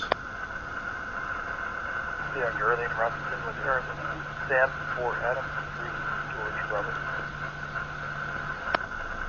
Hey, copy. Let's see. Mesh Core versus Mesh-tastic. Well, I didn't stream for a while, and I've had a couple of decent ones, but I've got to be really careful with YouTube. They're just like a pain. Right now, I'm at 114 views. Last week, if I would have streamed, it would have taken me 24 hours to get that many views. So, but we did have like 1,000 views a couple days ago, over a few hours. So I've seen as many as like 9 or 10 people on my streams, where lately it's been 2 or 3 all the time, 2 or 3. So 64 mile post 191. I'm just trying to do a stream here and there, and California 9 basically Nora David 061, don't get too crazy with it. And I don't know, they've definitely done some weird stuff to my channel. Like, my videos are not getting the views they used to. So when my streams started getting ghosted, my videos still did fine. But now, if I do a stream, it's okay, but my videos are actually doing really bad. And then if I put out a short, a YouTube short, it actually does really good. So I just been putting out short versions of long version videos and then linking them together. And I'm just doing the same old crap over here. But yeah, I watched a couple of your streams like, I don't know, a few weeks ago. And, well, I couldn't believe the stuff these people were saying. It's like, wow. But the views, you had a lot of people watching, so. Now, I wonder what would happen if you went and did a horizontal feed so that you can monetize. I wonder if you'd have that many people on there, because if you go horizontal and monetize it, you could be making a bunch of money, maybe. Maybe. It might be worth trying. In the shoulder with a torn shirt.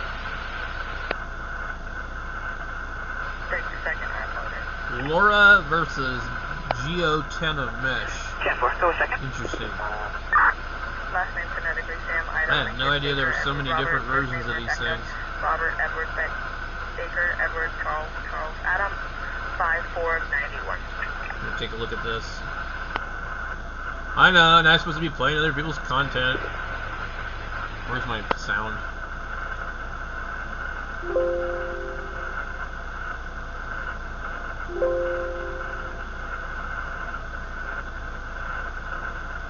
Well, that's because in horizontal,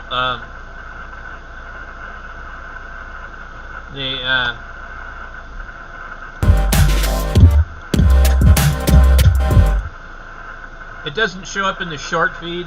I can do a horizontal feed and I can still do okay, which is weird. I don't know why. So horizontals, they run ads, but I think they started doing ads on 3-minute shorts also.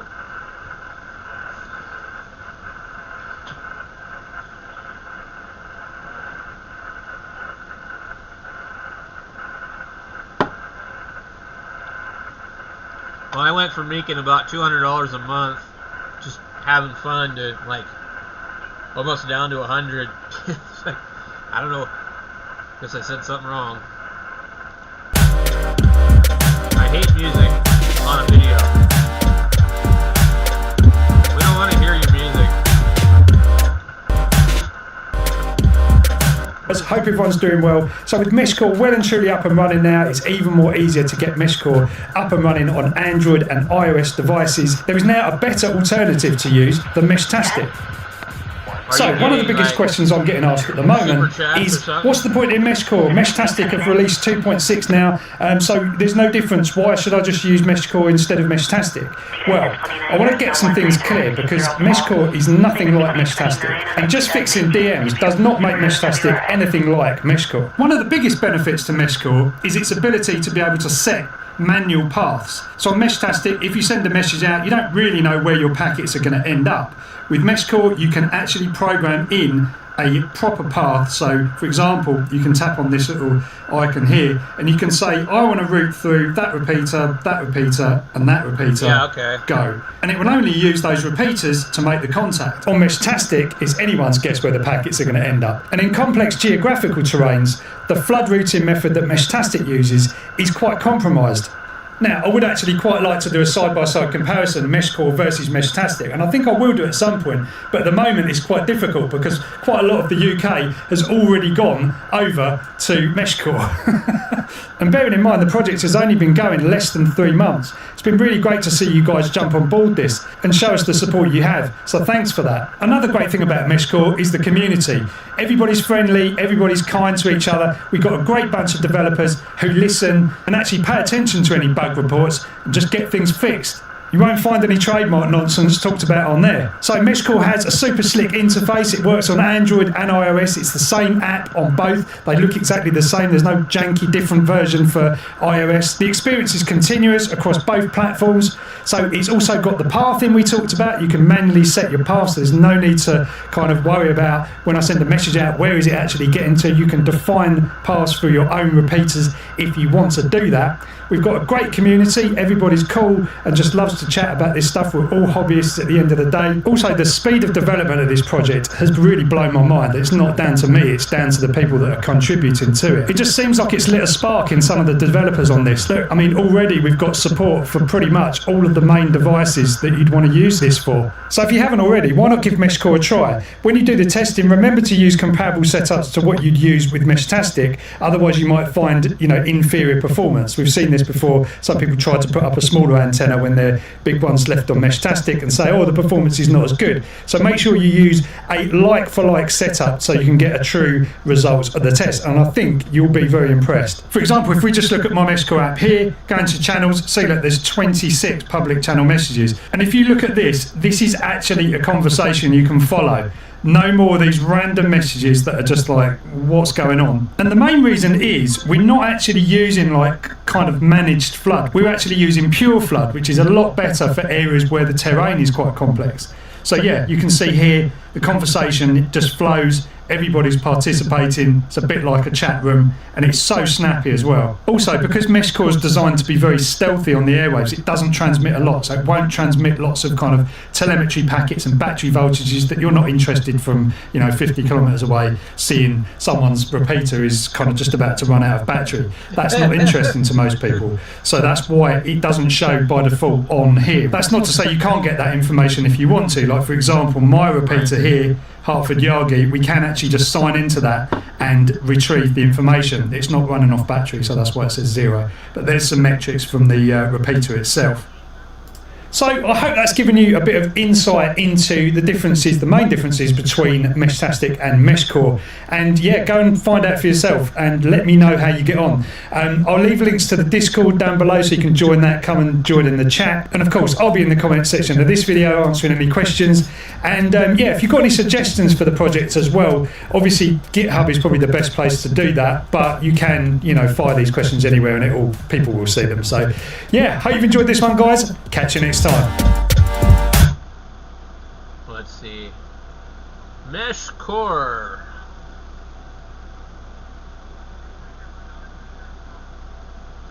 I wonder how you do it. If you have to. There's an Android app. Okay. iOS.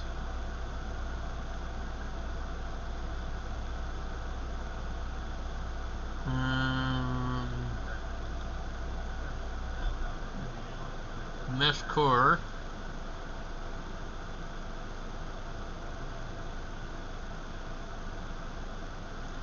Yeah, let's see.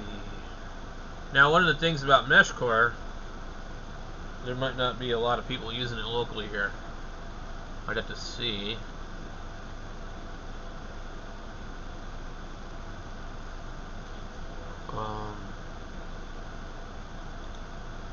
Welcome back to the channel. Today's video is about how to get started with MeshCore. So for those of you who don't know already, MeshCore is a text messaging system that doesn't use the internet. So you can use this in areas where there's no internet or cellular connectivity, and you can use smartphones like Android or iPhones to communicate with each other, and also with standalone devices like this Liligo TDEC here. Now MeshCore has been growing very, very fast lately. We can see lots of users in my area alone. And it's quite funny because we've got lots of users chatting away on this kind of public channel here, and it reminds me a little bit like the old chat room days on the internet. So as well as the public channels, which are a lot of fun to play with, you can meet some new friends on here. There's lots of like-minded individuals into the same stuff. You can also do private direct messaging. So if you've got family communications you want to set up, you can do that with MeshCore. It's highly encrypted, and no one's going to be able to read your messages or snoop in on the conversation. You can also see where users are on a map, so it's great for tracking, especially if you're going for like hikes and stuff like that, and you don't want to rely on the cellular communications. So how does MeshCore work then, and what is this little device here? Well, basically MeshCore uses a technology called LoRa, and that is not built into your smartphone, so you have to have a companion radio to link to your phone. So the phone is linked to the companion radio by Bluetooth, and then the companion radio can then make connections with other users in the area. So you can see all these other users on the map here, and we can converse with any of these by sending them a direct message. So how do you get started with MeshCore then? So I'm going to take you through step by step setting up your first MeshCore device. So the first thing you're going to want to do is head over to your app store for your particular smartphone. If it's an Android phone, then it will be Play Store usually. If it's an iOS device, it will be the App Store. So in this case we've got an Android phone, so we're going to head off to the Play Store here, and we're basically going to search for MeshCore here. So we can type in MeshCore, and it should appear right at the top. You can see here, that is the MeshCore app. So you're going to want to go and install that, and we'll let that install. If you're on iOS, then you do exactly the same. It's a unified experience across both devices, so it's not going to look different if it's on the iPhone or if it's on Android. They both just work exactly the same. So it's now installed. I'm going to hit open, and that will start the MeshCore app. And that's what we're going to do with the smartphone for now, because we need to set up a companion radio. So MeshCore companion radios come in a few different variants. This is a Heltec V3. These are available on Amazon. They cost about £25, but they're very readily available. And all you've got to do is load some software on them. So I'm going to show you how to do that now. So you're going to need a computer for this. Any computer will do, as long as it can run a Chrome web browser. So you can head off to the meshcore.co.uk website here, and you can see this is the front page to our website. And then you're going to click on the menu item up here that says Web Flasher. Once you're in this, then this is where the fun starts. So we've got a Heltec companion radio here, and we've also got a USB-C lead which is plugged into our computer. Now it's important that these are actually a proper USB-C lead carrying data, not just the power supply ones that you get maybe like with a power bank or something like that. They probably won't work. So first up, we're going to plug in the Heltec to the computer, and not surprisingly nothing happens on this screen. Depends on your device, maybe something will appear on the screen or not. Then over on the MeshCore flasher we're going to select Heltec V3, so the image of this device pops up, and we're going to want to select the highlighted one here, which is companion radio Bluetooth. Click on that. Now on this section, if this is the first time you were doing this, I recommend clicking the erase device button. You can see this pop up here. Basically if you're just updating the firmware on your companion radio, you don't need to hit this erase device button. If you do, it will erase your identity on the device once you've set it up, so it's advisable not to use this erase other than maybe the first time you ever put the MeshCore firmware on there. So with that selected, I'm now going to hit flash, and you should see this little pop up here. Make sure to click on this one, CP2102, hit that connect, and that is it. It will do the process of flashing, and once it's finished you'll see something on the screen. So nearly done, just about completed, and we are done. So I'm just going to disconnect the USB cable, give it a power cycle, plug it back in, and then you should see the MeshCore logo and also the Bluetooth pin. So we can now set up the smartphone. So if we bring the smartphone back here and then open the MeshCore app, we can go connect, and then we see MeshCore no name as our device, so we're going to hit that. It's going to ask you to pair and connect on Bluetooth, so we can say yes to that. If the screen goes dark on this, you just hit this top button and it'll bring it back to life. So 321242, 3221, 242, and that is our pin code, and once we've done that, the app will connect to there. And we've already got a device shown as well, so somebody in the area has pinged up in the space that someone just set that up, so it just shows you we've got quite a lot of users around. Let's go. Actually, I wanted that other one up. No, not that one. That one. Alright.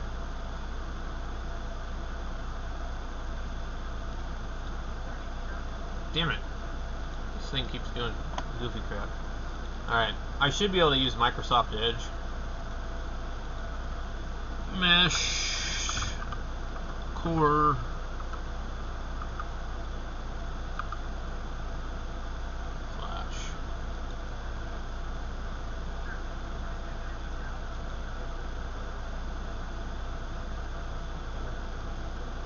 Now, let's just go MeshCore.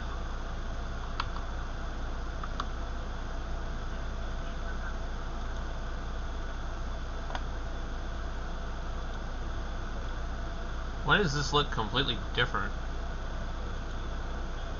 Right.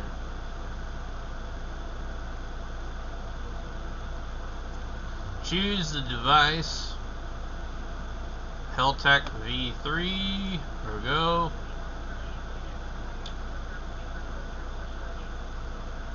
companion radio Bluetooth.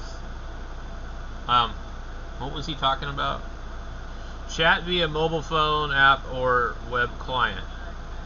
And the repeater is just a repeater. I don't know what a room server is. Chat via web client or command line. Okay, we'll just do the radio one. Okay. And we got this one, erase device.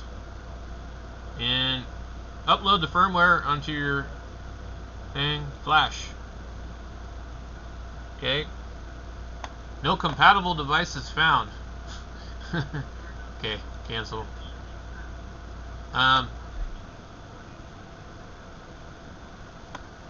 We need to go look and see what he was doing with the thing. Okay.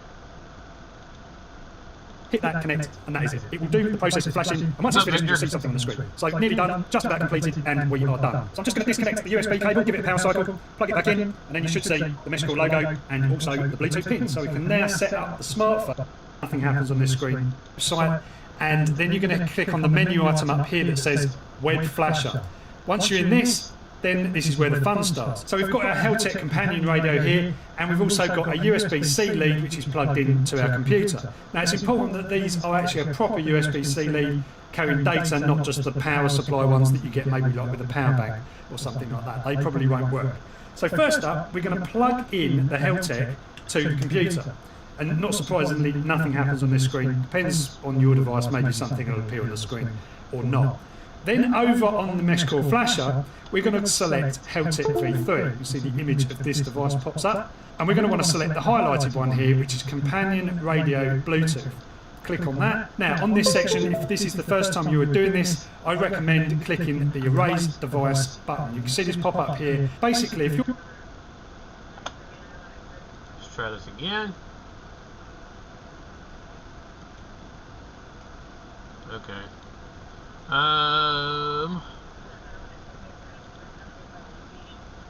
Web flasher.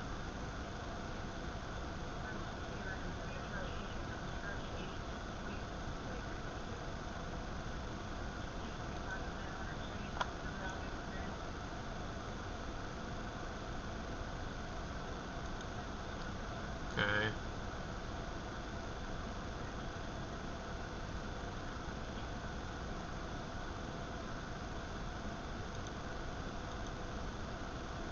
So this is not working. So the next thing to probably do is we need probably Chrome.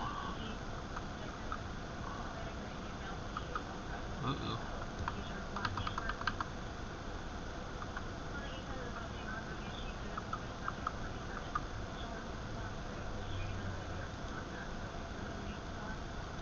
I hate downloading Google Chrome, but Chromium-based web browsers, somehow they do something.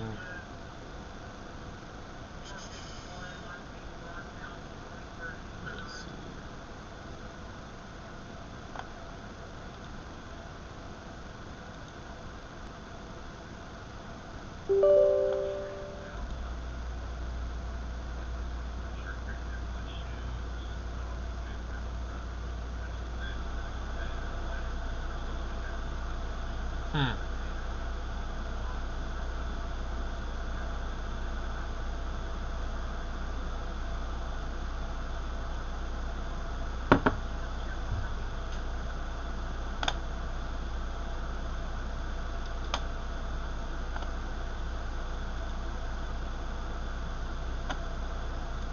Welcome back to the channel.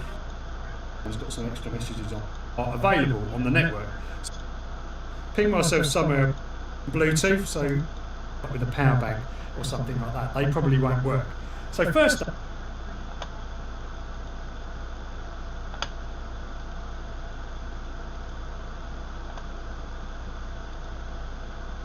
Alright. Mesh. Core. I need room for a keyboard. I don't have room for a keyboard.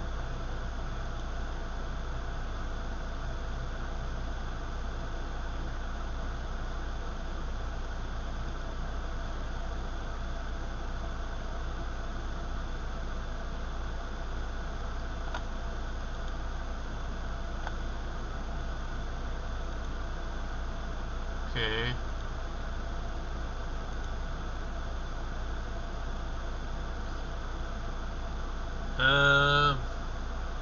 It does not. Doesn't like this thing. I've had problems with this one. The other one I didn't really have any problems with. Cancel. I may need to download the drivers. Okay, so we're gonna have to download the drivers for this thing. Oh, Mesh-tastic. Spell it wrong, I'm sure it'll come up. Alright. Okay. Get started. Install the drivers. Here we go.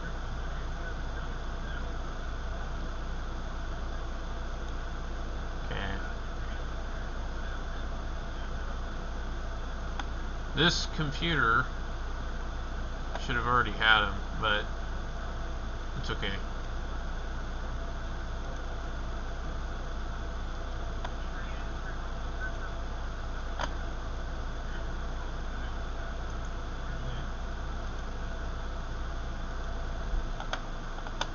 While we're doing that, check for updates. Sometimes that'll automatically just do it. We'll see.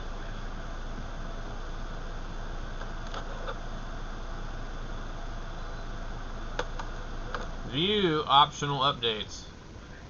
Driver update. Silicon Labs right here. There's our update. We didn't even have to do anything. We get the one from Microsoft. Okay. Then we come over here. We'll check our devices.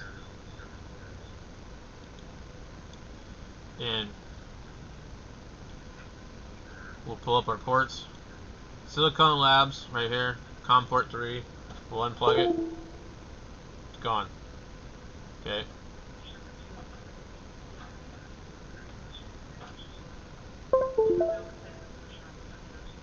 And now it's back. Okay. So there's no little yellow triangles or anything like that. So we should be good. We don't need to deal with this. Go back over here to the Chrome browser. Flash. You see the ports right here. Connect. It's doing its thing. Please do not disconnect the device. Uploading. Okay.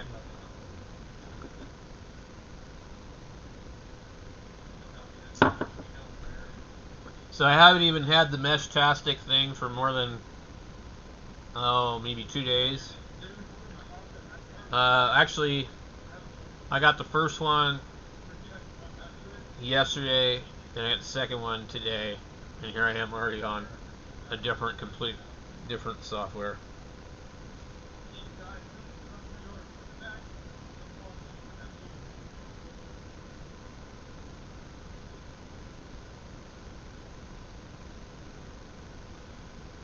Okay, we're 70%.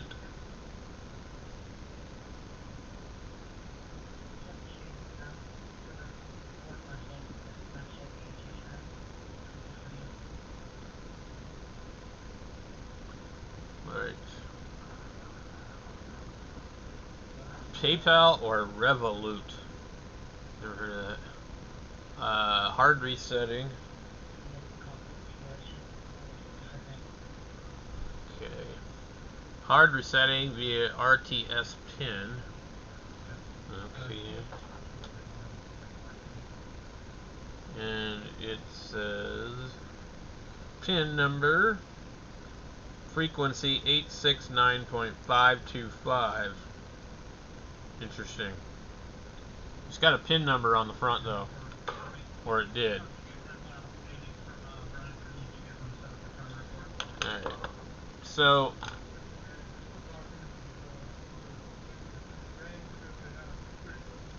I want to go back over to the other video.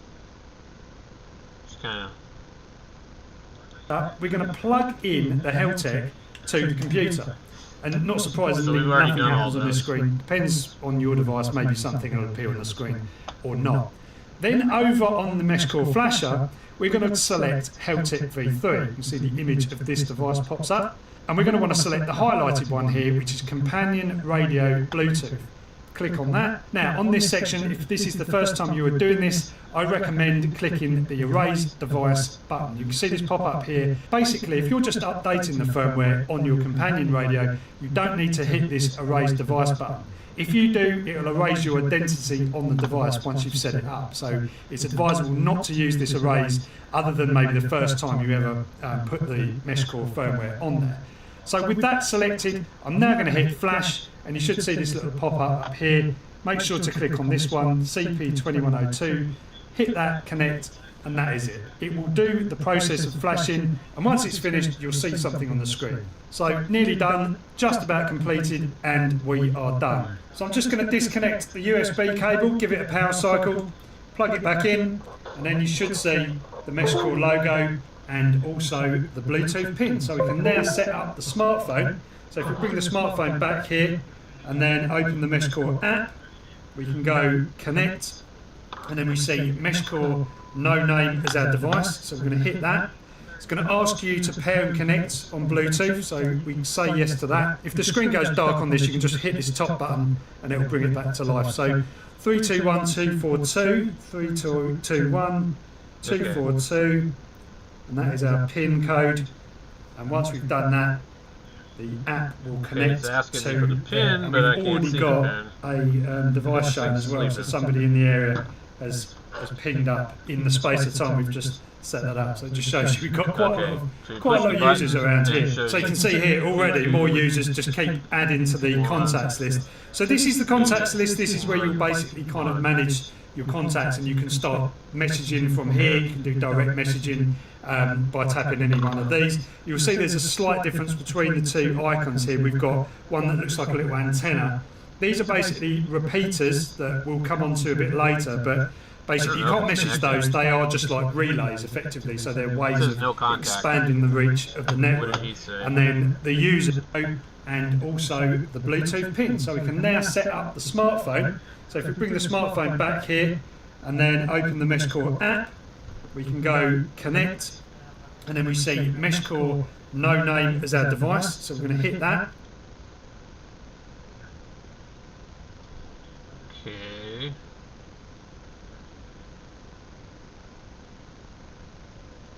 It's going to ask you to pair and connect on Bluetooth, so we can say yes to that. If the screen goes dark on this, you can just hit this top button and it will bring it back to life. So 321242, 3221 242, and that is our PIN code. And once we've done that, the app will connect to there. And we've already got a device shown as well, so somebody in the area has pinged up in the space of time we've just set that up. So it just shows you we've got quite a lot of users around here. So you can see here already more users just keep adding to the contacts list. So this is the contacts list. This is where you'll basically kind of manage your contacts, and you can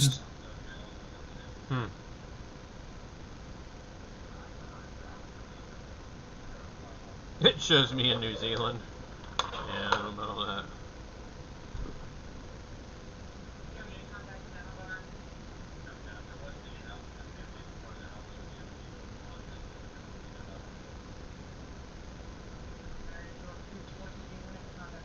I don't know if I'm actually connected.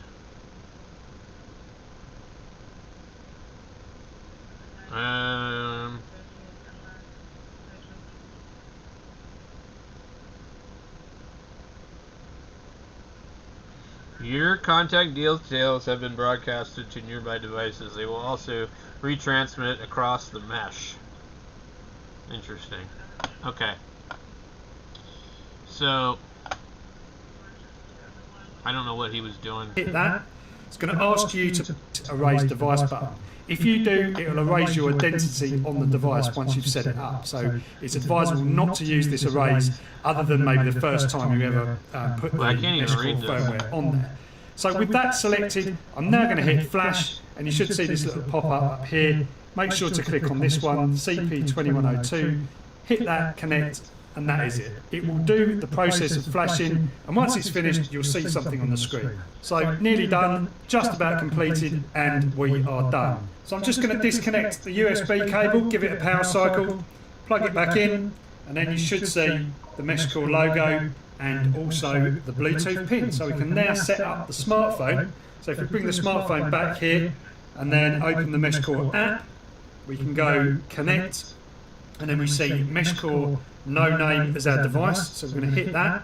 It's going to ask you to pair and connect on Bluetooth, so we can say yes to that. If the screen goes dark on this, you can just hit this top button and it will bring it back to life. So 321242, 3221 242, and that is our PIN code.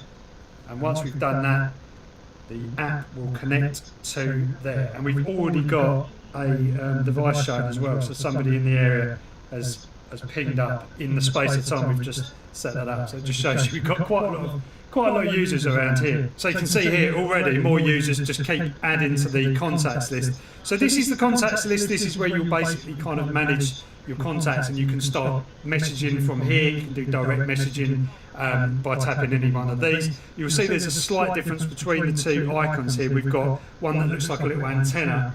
These are basically repeaters that we'll come on to a bit later, but basically you can't message those. They are just like relays effectively, so they're ways of expanding the reach of the network. And then the users have like a little emblem of a person, so it's quite easy to work out what's what. You've got battery gauge up the top here as well, which shows you the battery level, even though there's not a battery plugged into this, it's just plugged into USB. You can also search contacts as well. You can filter them by different sort of parameters. You can do heard recently, and it'll order them in list of when they were last heard. And then up here, this little cog, unsurprisingly, is your settings section. Wow. So what I'm going to do here is I'm going to just change the name of this device here, so we can do Andy test. I don't think there's and any. then I'm just going to basically save that for me though. on there. Now on here you can actually set your position if you want to by using the map. So you can scroll into where you want to basically say that you are on this map. So you've got complete control over where you are saying you are on here. So I'm just going to ping myself somewhere around Hartford on there, and that will be good enough for that. So next up we've got radio parameters. You will want to set these specifically for where you are based, because battery gauge up the top here as well, which shows you the battery level, even though there's not a battery plugged into this, it's just plugged into USB. You can also search contacts as well. You can filter them by different sort of parameters. You can. Let me look at this thing real quick.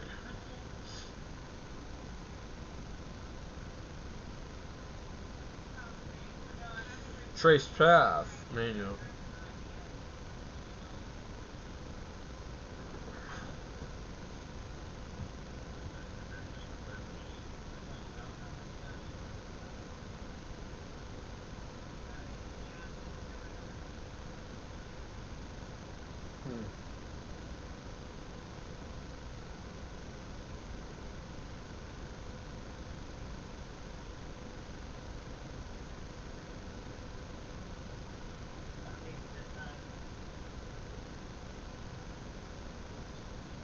Let's see.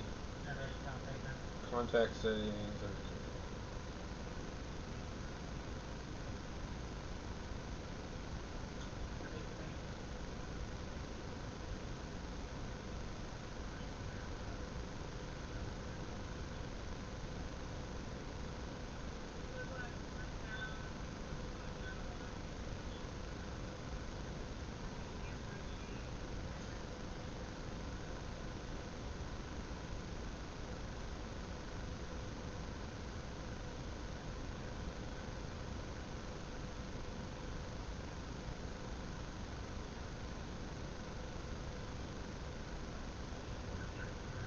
Alright. Well, I don't think there's anybody using this enough to be practical here. Do heard recently, and it'll order them in list of when they were last heard. And then up here, this little cog, unsurprisingly, is your settings section. So what I'm going to do here is I'm going to just change the name of this device here, so we can do Andy test, and then I'm just going to basically save that. on there. Now on here you can actually set your position if you want to by using the map. So you can scroll into where you want to basically say that you are on this map, so you've got complete control over where you are saying you are on here. So I'm just going to ping myself somewhere around Hartford on there, and that will be good enough for that. So next up we've got radio parameters. You will want to set these specifically for where you are based, because it will be different for each country. We've yet to decide on frequency plans for each country, so let us know in the comments if you know of a good frequency to operate on in your area, and we'll add those frequencies to here, maybe like a sort of drop down box for different regions. Other thing you've got here is identity key, which is your private key. We're not going to sort of go into that in this video because it's a bit more advanced. And you can also reboot this device remotely by just tapping on that reboot button. So that's it for settings. Come out of the settings. Down the bottom you've got channels. Now there is a predefined channel which is set up, which is the public channel. This does have an encryption key which is kind of baked into the software. Later on we are going to add more channels, so you can add private channels on here, but it's not so necessary to use these because you can actually direct new node contact with any of your contacts that you've got there. Also you've got the map screen which you can go into and then see where the other devices that you've picked up. So you see these 3 that we've actually picked up. 2 repeaters over this kind of little area over here, which is pretty nice. You can see that those have just appeared pretty recently, so these are kind of it just said new node. So next I'm going to show you how you can set up another device to talk to this one. It's very, very straightforward. All I've done here with this side is just run through exactly the same process as I did to set up this one. So you just do exactly the same thing. You can call it something different in the name, and now we have 2 mesh core devices up and running. Now right off the bat, these 2 devices won't actually know that each other exists, so you can't actually message or do anything. You can see we've got a blank contact list here. So you have to do a process on mesh core called an advert, and that basically notifies devices in the area that you are available on the network. So you just click on this little thing up here, advert 0 hop, and you'll see this one has appeared on this side, but not this side. So for that, you have to then do the same on the other side, and then we'll appear in the list. So now these 2 mesh core devices can see each other. You can just tap on the other user, and you can send them a message. And this is like an encrypted message, and you can see here we get a notification and a little one icon there showing we've got one message, and then we can reply to that message. The contact just say is hi back, unreachable and then from it will the appear internet on the other side. You also see that on the screens of the devices, which is quite nice as well. So if your phone's in your pocket and you've got this device out, you'll actually see the message on the screen. Also, you'll be able to message on the public channel. So if we just go into the public channel here, and the public channel here, you see this one's got some extra messages on here. But you can message on the public channel, hi test, and we'll see it come through on this side. And actually what's interesting about the public channel is you don't have to do that advert process. You'll always see messages come through on the public channel if somebody else has kind of sent them, whether you've actually exchanged adverts or not. So it's important to remember that even if you have received the message on the public channel, it doesn't mean that that person is going to be in your contact list. And this would be a good example actually, because Nismo TDEC has just sent a message, and he's probably not going to be in my contact list. So what you could do is you could actually say to Nismo, hey Cole, I know his name's Colin, send a flood advert, and I'll tell you why I'll say do a flood advert. A flood advert will travel across the whole mesh, whereas a 0 hop advert will not. It's mainly designed for if you're very, very close to another mesh core device. Later on we'll talk about the mesh side of mesh core and how that actually works. So that covers messaging between 2 devices, and that's really easy to set up. But what if a third one comes along? So we'll just say hello on the public channel on this one, and you'll see that both these 2 devices actually receive that message on there as well.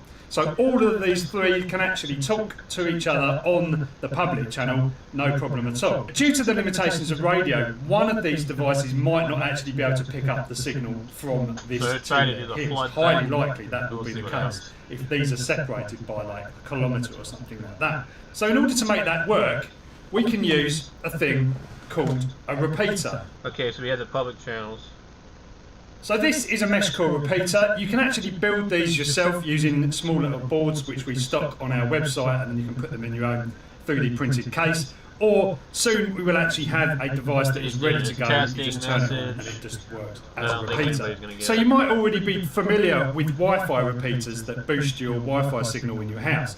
These are very similar. What a repeater will do on mesh core is it will hear the signal from one of these and then just repeat it out So we again. got the mesh So if this core, was up on a and then we very got this tall R node hill firmware. and these two couldn't actually communicate directly, the signal would go through this repeater and So then be nobody's heard on on the other mesh side, core and then here. hopefully it will work the If you're in same way Phoenix, back. you So can the try it process out, of repeating but this signal we if call you're a up hop, north because near it's basically Flagstaff where hopping I'm at, through the you should be able repeater. to use So it. from this device to the repeater would be 0 hops, and from the repeater to this device it would be 1 hop. So an example of hops I can show you in the app using this conversation I've been having with Brian here.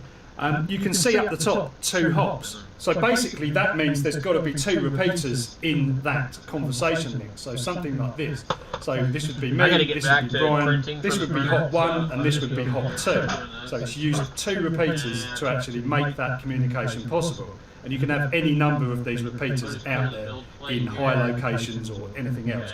And they also run on different devices as well, so you can see. So this is one version of a repeater using one type of hardware, and this is another version of a repeater using effectively the same device that's in here. We just put repeater software on this and give it an external antenna so it has better range. So we know that there's 2 repeaters making this communication happen. We can actually go one step further, and this is a little bit more advanced, and we'll probably come onto this later.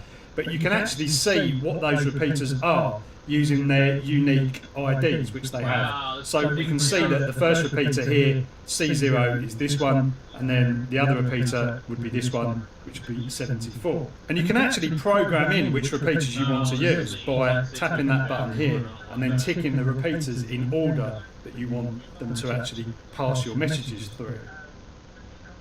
So to set up a repeater then, it's back to the MeshCore Flasher website. So one thing I mentioned, you can use the same device, that you used as a companion radio as a repeater. Because if we go to our Heltec V3 device here, you can see that we can also select a repeater firmware. So that's what we're going to do. We're going to install the repeater firmware on one of these for now. But the thing is with repeaters, you really do need to have a good antenna on them. That's the whole point. They need to be able to, perform better than these kind of devices that have got like an internal antenna in. So for that you can use effectively the same device that's in this Heltec here, which just looks a bit like that. It's that's the sort of bare bones board of this, and that will fit in an enclosure like this, which you can buy from Zero Fox 3D, and that will give your repeater a nice enclosure.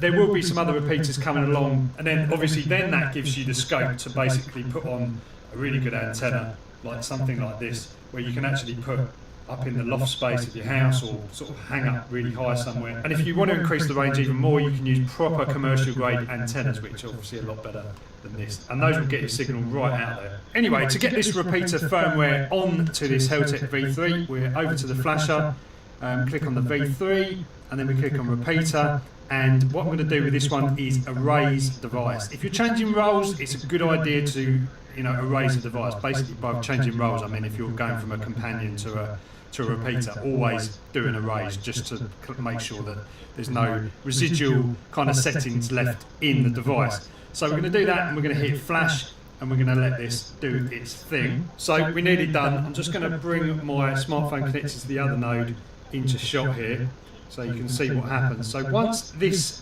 repeater firmware has been installed, then you will have to do a power cycle, so just remove the USB cable as we did before and then plug back in, and then we see that. And what you should see is this light up on here, like the LED, and then on the screen of my other device we see here Heltec repeater has appeared. So from here we can actually configure the repeater by tapping on Heltec repeater here. So we can type in the default password, which is password on here.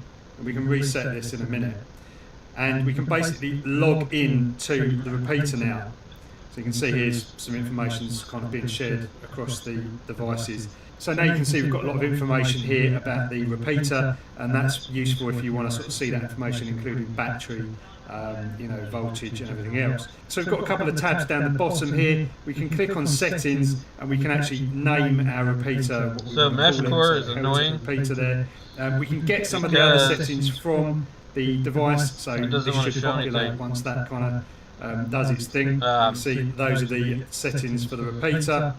And you can also do other things here, like set your password. You can set the position, you can sync the clock as well. So the first thing we're going to do here is sync the clock. So yeah, we're Clocks are quite important on Mesh Core. It's not so important for repeaters, but it just helps keep everything kind of online. So syncing the clock's a good idea. You can set the position of your repeater. You can do that on the map like we did before. So you can basically set where your repeater's showing on here. So I'm just going to do that now quickly, and we'll see where it ends up over there somewhere. So we're going to hit the tick on there, and that will say it's done and completed. Back out of here. So I'm going to set the admin password here. So a note about passwords: if you do set your admin password, you can still log into this repeater using just no password. So effectively it's like a guest. So you can see here guests are able to see this information. It's quite useful for people to see this information on the mesh. They can query your repeater and check their signal to the repeater. It's quite a good thing. So guest repeater logins are encouraged on Mesh Core. If we want to log into the repeater with our admin password, I'll just tap that in now. Then once you get into there, it says you're logged in as an admin, and you can literally set your repeater up really easily. There's also a command line feature as well for kind of expert users. You can issue commands to the repeater itself, like the traditional advert command, and it will send the advert out over the air. Other things like you can type in clock.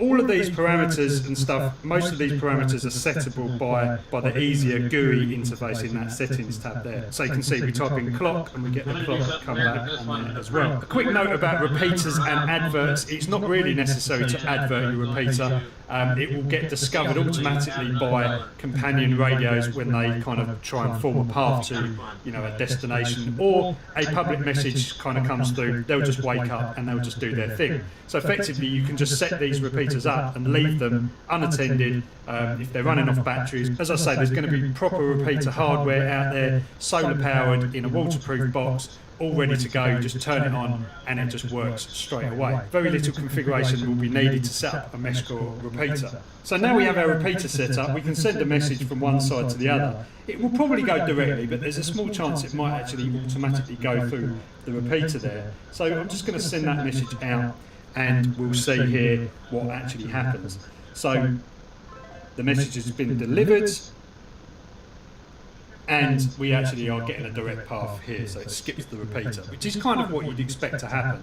If I went out of range of this device, then this repeater would probably kick in and it would relay the traffic that way. But there is something else we can do on Mesh Core. If we want to force it to go through the repeater, we actually can do that. So you can see here we've got the Heltec repeater, and it's in my list here, and the address is B7. You might be able to see that on the screen there. So if we find my TDEP Plus in the list and we tap on that, we'll see that obviously it's still saying direct. What we can do here is we can actually tap up here and hit set path, and then we can select that repeater. So if we find Heltec repeater here, I think it's B7, I've got a couple called the same here, but let's call up B7. So we do that, and then we hit the tick button. Now B7 is now in our path, so it should go through the repeater now. So we're just going to hit tick there, and then that will then change to 1 hot. There you go, 1 hot. And I'm just going to just say another high there, high, and you can see here it's done it. So obviously in here you can add as many repeaters as you like. You can create a path of known repeaters. If you don't know them but you know their IDs, you can just type them in as well. So it's really flexible, and it prevents lots of extra traffic happening, because if you're creating a path from one location to the other using a bunch of known repeaters, then you're not using the whole mesh, how many hundreds of repeaters there could be out there. You're not using all of those, you're just using the ones you need to kind of make the contact. Now, another quick note about some of the stuff I've just shown you on the repeater admin side. So the repeater admin side, if you haven't registered your app, you can literally wait for 15 seconds and then get into the repeater remote management, or you can actually unlock for $4.99 in the app. Now, the thing is, 100% of this goes to the developer of the app, Liam Cottle, who's just done an absolutely amazing job in creating this mesh core app, and he's just not slept for the last month or so. So if you really want to show support, you can go and support him by tapping that unlock, and it will obviously go through like an in-app purchase process, and then that timer will just go away. So far you've learned how to set up multiple mesh core companion radios to talk to each other. You've learned how to set up repeaters, configure the repeaters, and also how to use multiple repeaters and create paths between those repeaters. There's another feature that mesh core has that's really useful, and that is room servers. So a room server like this one here is a place where you can basically leave messages for other people to read at any time. They don't actually have to be online at the time, you know, to receive the message. So it's a little bit like an old school BBS system, or maybe even email. So to log into a room server, you can log in usually with the password hello. That's the default password. And then once you get into it, you'll see there's a bunch of messages from different people, just all logging in at different times. And when we log in, we see one has just appeared here. So we look at this one here, Nismo TDEC. If you hold on the message, you can see that this was received we received it at 2:37, which is now, and it's also got a sent timestamp as well, which is 11 AM. So Colin was busy at 11 AM sending messages on the room server, and we've only just logged in, so we've only just seen that message. Pretty cool, huh? So room servers can be installed and set up just the same way as you do with anything else, by going to the mesh core flasher. So you just hit room server and then flash in the normal way. I'm not going to show you that again because you're probably bored of that process by now. And once you've loaded the room server firmware on the device, you can manage it a bit like you do with a repeater. So you can sign into the admin password, and then you can actually go into remote management and then configure admin password, guest password, and all of the other stuff. Also, you can configure a room server to also be a repeater. So it can be a room server and a repeater in one, which is a really nice feature to have. It saves you having a repeater and a room server as two separate devices. And you can do that by going into the command line and typing in set repeat on, and then that will turn the repeating feature on. I'm not going to hit enter because I don't want my one doing that. So as we come to the end of the video, there's one other thing I want to mention, and that is in the settings section you have some settings for messaging. So basically we've got these two settings here which say auto retry and auto reset path. So what do they mean? So auto retry will attempt to resend the message if it gets a failure. Let's sort of show you an example of that. So we're going to go over here, we'll try PR, probably not going to be able to get across to him. So I'm going to just basically sort of say hi PR in here, and we'll see what happens. So it says send in 3 hours, and then it's delivered. And 43 you know, you can never minutes. make this up, can you? All right, let's just try somebody else then. So let's try Nismo. That I've got quite a few failures on him. I'm going to say hi Cole, and we're going to hit go. So send in, and what we should see is normally, so you see now it says attempt 2 of 2, 3 of 3, and then it should just say failed at the end. Now you can retry by holding that down and retry sending that, and it will just do the process again and attempt to try and deliver that message. For mesh core. It sounds Doesn't really look like cool, that is but going to apparently happen. it's only So you can see here we haven't actually got a path to Colin at the moment because that just says flood. So it's effectively trying to use all the resources of the network to try and contact Colin over there, and it's been unsuccessful. But if you did have a path, and say you maybe moved out the area and that path wasn't quite valid anymore, so we're going to go ahead you would find that what would happen is it would fail a few times, and then that would be it. So the other feature that you've got on this is the auto reset path. So this is quite useful because what it would do is it would try to use the path that it knows works before, and then after, on the final go, it will revert to the flood, basically using the full resources of the mesh to try and make that contact. So that's quite good for your mobile to use that auto reset path, because obviously the paths might change if you're moving around, and that is a good way of getting around that problem. So you might see a few failures at first, but as you move, a new path will be created automatically. Alright. So guys, this has been the full guide to getting started with mesh core. Hopefully you found... So mesh core ain't going to work here in the United States unless you're in a very, very big city. So that's okay. I wonder about this road firmware. Or our node firmware. Let's take a look at that. Okay. That looks like a nice little case. Our node is an open, free, and unrestricted digital radio transceiver. It enables anyone to send and receive any kind of data over both short and very long distances. R nodes can be used with many different kinds of programs and systems, but they are especially well suited for use with cryptographic networking stack Reticulum. R node is not a product and not any one specific device in particular. It is a system that is easy to replicate across space and time, which produces highly functional communication tools. At the heart of this system is the R node firmware and the setup and installation tools included in Reticulum. The entire R node and Reticulum system is designed to respect users' autonomy and empower individuals and communities to protect their sovereignty, privacy, and ability to communicate and exchange data and ideas freely. An R node made from readily available cheap parts in a durable 3D printed case. The R node system is primary software which transforms different kinds of available hardware devices into functional physical R nodes, which can be then used to solve a wide range of communication tasks. Such R nodes can be modified and built to suit the specific time, locale, and environmental needs to exist in. One tool for many uses, it says. R node is meant to be flexible and hackable. At its core, it is a low-power but extremely long-range digital radio transceiver. Coupled with Reticulum, it provides encrypted and secure communication. Oh, man, I'm getting tired. Depending on configuration, I gotta keep an eye on my 3D printer here. Hearing funny noises, which usually means that the print has failed, such as the case here. Confirm.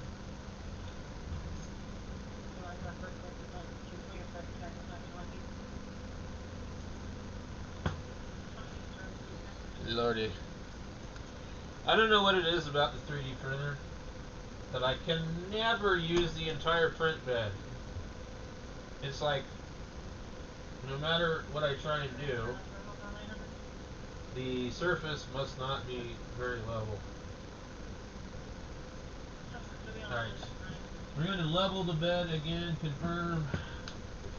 I wonder if the springs on my printer are getting worn out. I have done quite a bit of printing on this thing, so maybe. Okay, so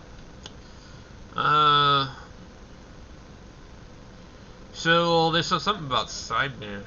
Depending on the configuration, it can be used for local networking purposes or to send messages and data over very long distances. Once you have an R node, there is a whole variety of possible uses. As a network adapter for Reticulum, secure messaging using sideband. Whatever sideband is, they're not talking about single sideband. Sideband is an extensible LXMF messaging client, situational awareness tracker, and remote control and monitoring system for Android, Linux, Mac OS, and Windows.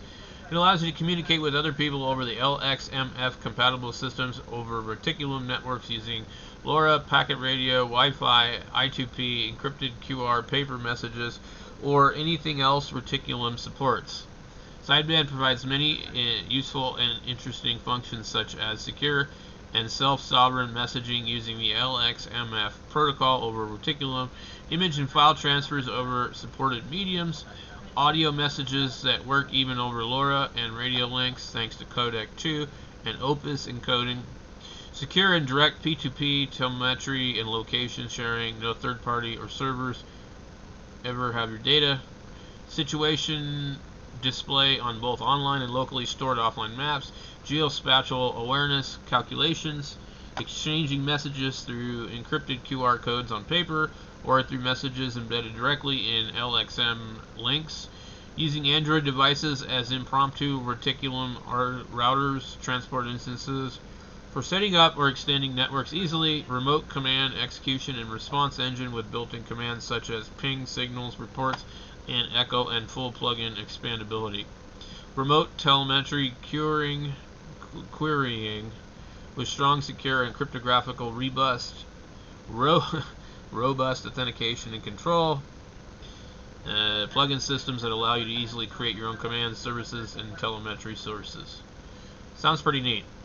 Sideband is completely free and end-to-end encrypted, permissionless, anonymous, and infrastructureless. Sideband uses peer-to-peer and distributed messaging system. Oh, man, I'm tired. Okay, let's back out of that. So, self-replicating system. It's kind of a neat 3D printed case.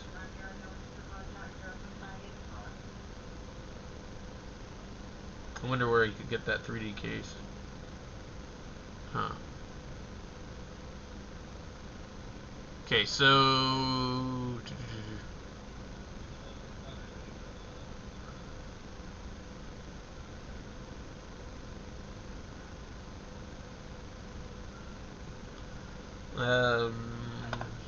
this website is running on a 100% solar powered server. That's pretty cool. Okay, so created basic R node for readily available development boards. We got these are all LilyGo. It is currently recommended to use one of the following devices, which would be all the LilyGo boards.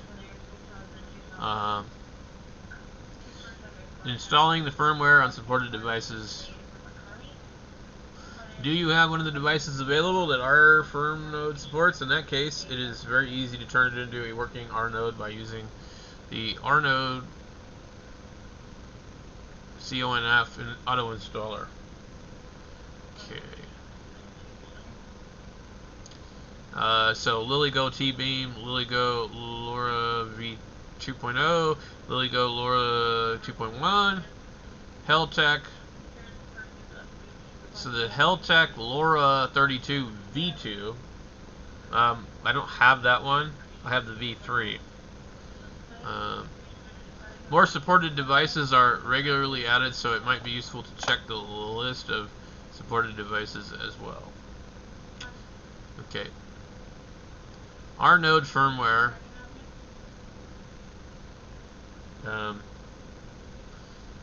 Supported boards and devices. I would find it strange that it wouldn't be supported, but it looks like it's not.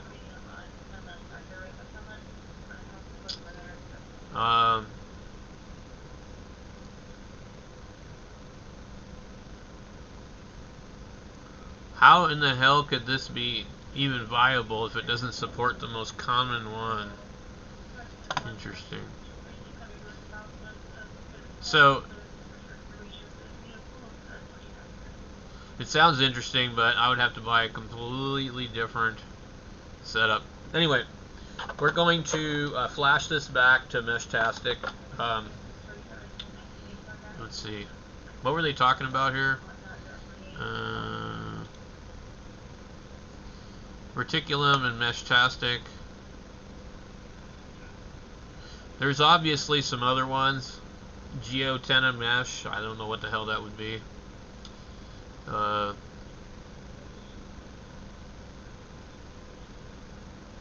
Okay. Meshtastic, a dead end, Ripple radios. There's a growing conflict emerging around being Meshtastic compatible, which has really made me really think trying to support the protocol. Initially, I thought it should be a good thing to expand the ecosystem and widen the choices for you guys, which is what I've tried to do. I know Meshtastic source is open, but GPLD, so I thought if I was going to try this, I would have to write it myself. I wasn't sure if that was going to be worth it, so I just aimed for the simplest implementation, which is essentially the client mute device role. Anyway, despite my best efforts, I can't get some things to interoperate like public key, direct messaging, and trace out, among others. So anyway, what's this guy talking about? Ripple radio. Okay, so this is a Scott Powell guy.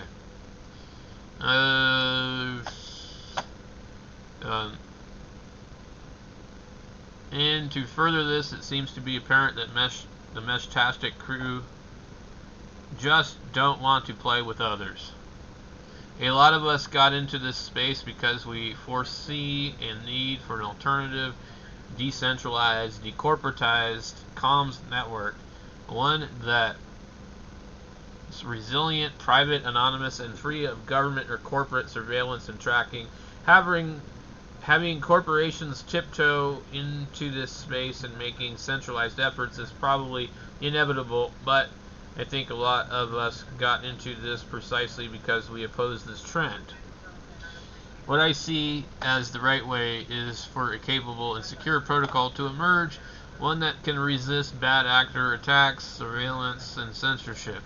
And for this to be an open standard like TCP/IP, and for anyone who has the skills to build firmwares and hardware in this ecosystem competing.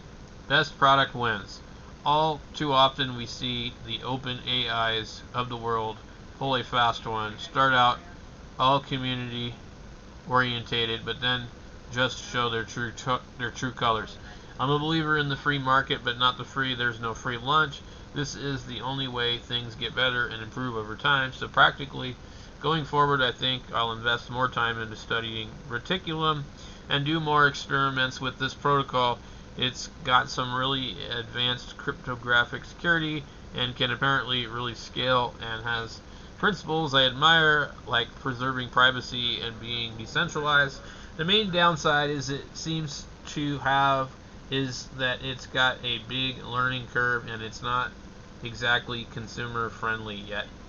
I have also a fascination with mesh protocol space and will still tinker with my R2 protocol. I enjoy the challenge and find it interesting problem to work on. Regards, Scott Powell. And I don't know much about that guy, just other than he's got something to do with a bunch of this stuff. So, Mesh Core, Reticulum, and Ripple Tactical are some of the ones, but there's also this other thing that you can, if I can find it, you can install. And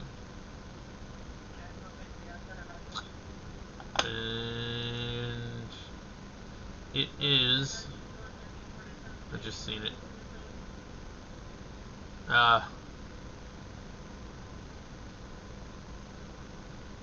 Where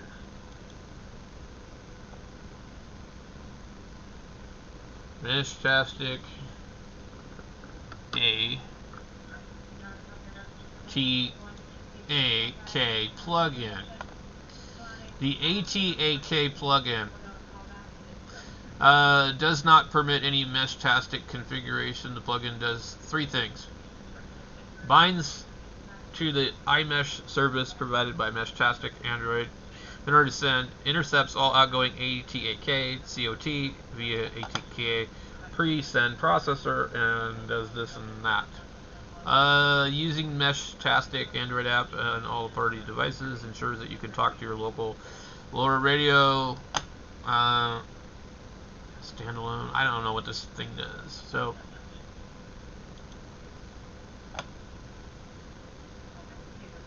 there's definitely some guides on it. What is ATAK for Meshtastic? ATAK plugin offers Meshtastic ATA plugin for sending COT to iMesh service in the Meshtastic Android app. MQTT, bridging mesh networks over the internet and integrating Meshtastic protocols with popular technologies such as Home Assistant, Node-RED, and Adafruit.io. Okay, interesting stuff. But right now, let's go back into our Chrome browser, and we need to get out of that one. Matt, get back here, Chrome.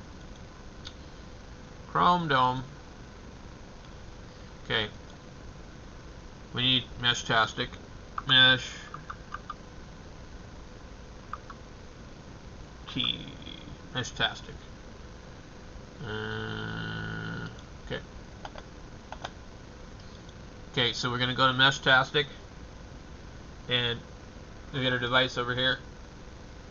We're going to go to the flasher. Step 1, choose the device, flash and configure. Okay. Go here.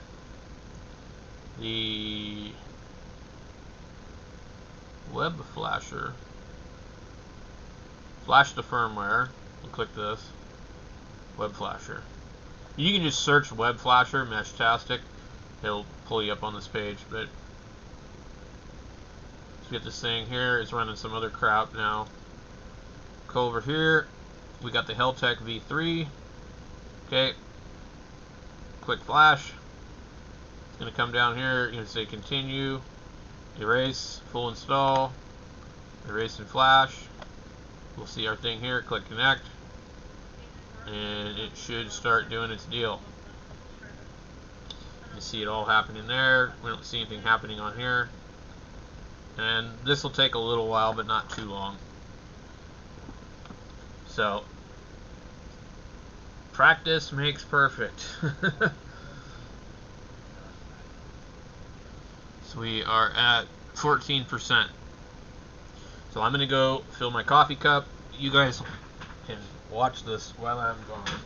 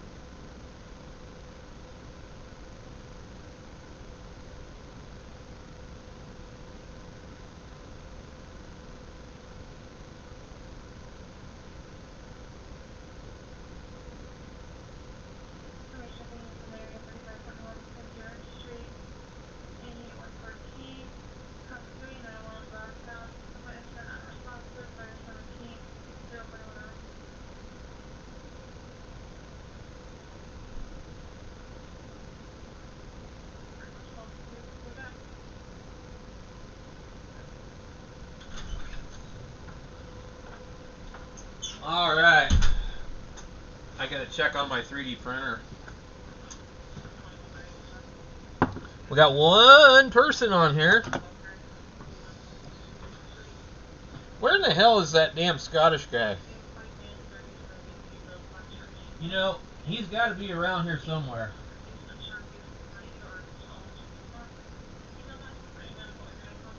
I am going to save this, confirm, and hopefully, okay, so we got Meshtastic.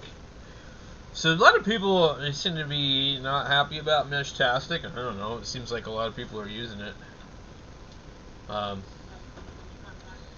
Realistically, it's kind of, to me, a lot like Linux when Linux first came out.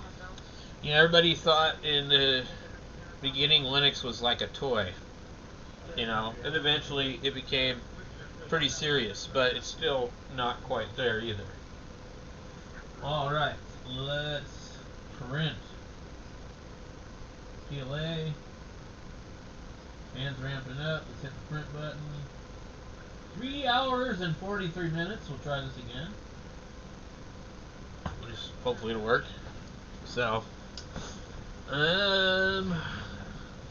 okay.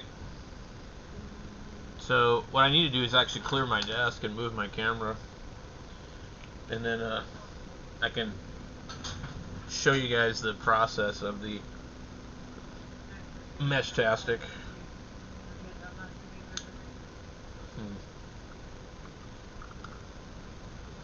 I wonder if I have a little like Joby tripod I could use. I did have one, but I just don't know where it's at. And there's also a lot of stuff right here.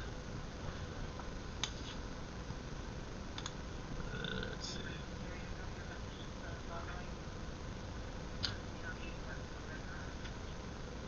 This would technically fit this thing, but does not want to come out. So let's see if we can move the camera down. This one is not really all that great. Let me see what OBS shows. Okay, so yeah, okay, we're on the table here. So basically, let me just get some of my screwdrivers moved over, and then I gotta find something else over here.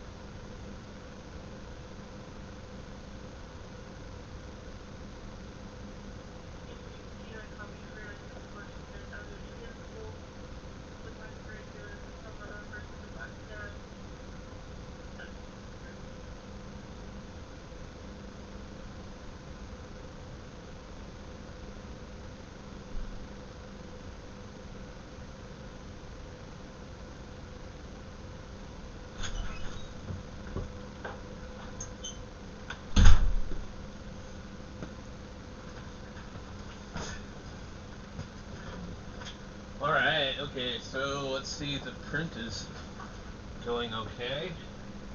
It does look like it. I think what happened was I adjusted the Z offset on this damn thing and forgot. Okay. We hit the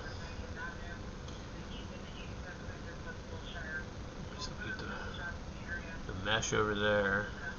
Maybe we'll go blow this thing up a little bit. Alright.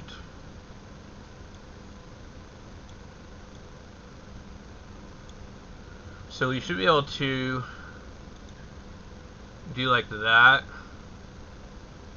It doesn't really focus in on this thing.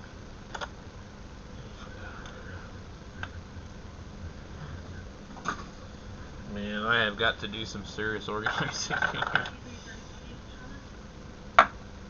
Okay. Not sure what that.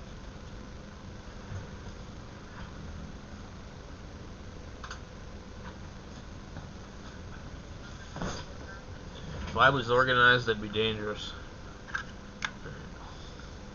We do have this little case right here. Like, I don't know how they were planning on doing this.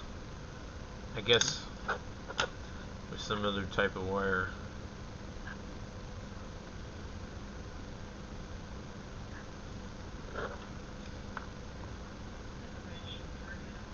Must have been like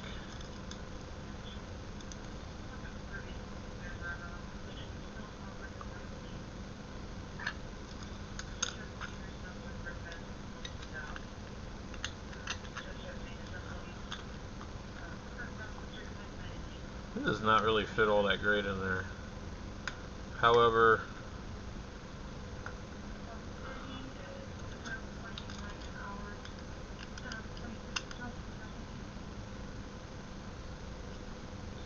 anyway,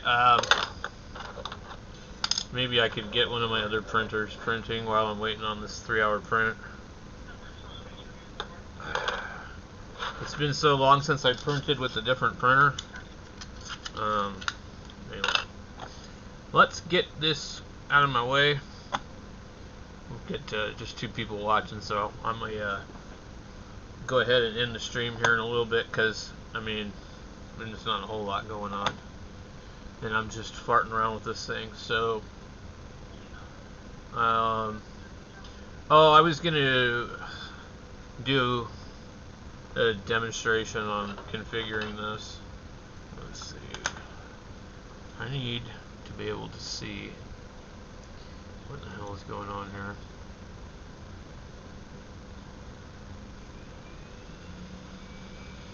Okay, so this display doesn't stay on very long on this one. I wonder what the settings are. Interesting. Okay.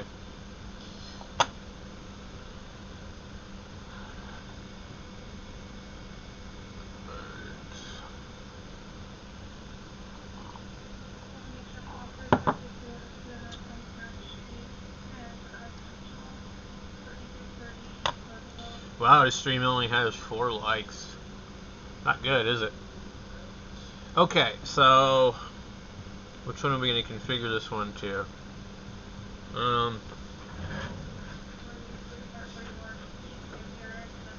Okay, so let's see.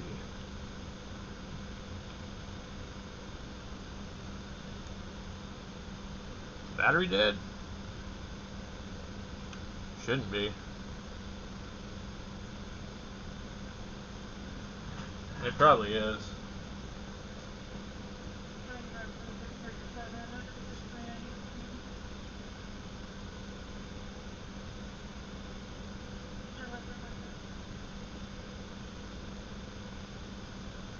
Okay. We leave that over there for a second. So, with these devices here, you can do like my other one, and you put it inside of the case with the battery, and the battery plugs in the back right here, or you can just power them off of a USB. But I like the idea of having like a battery bank with it.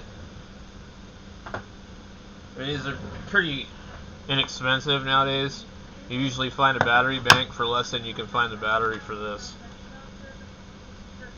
So, anyway, I just want to just kind of demonstrate real quick the other thing. So I gotta come over here and plug this thing in.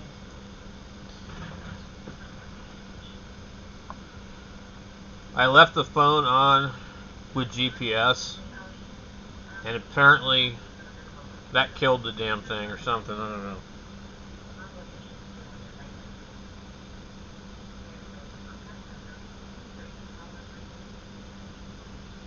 No, apparently not. It's at 94%. So why would this thing not turn on?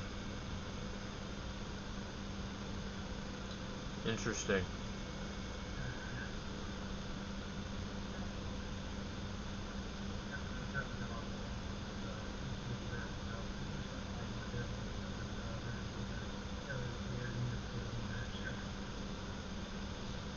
It's not wanting to turn on. This is really driving me nuts.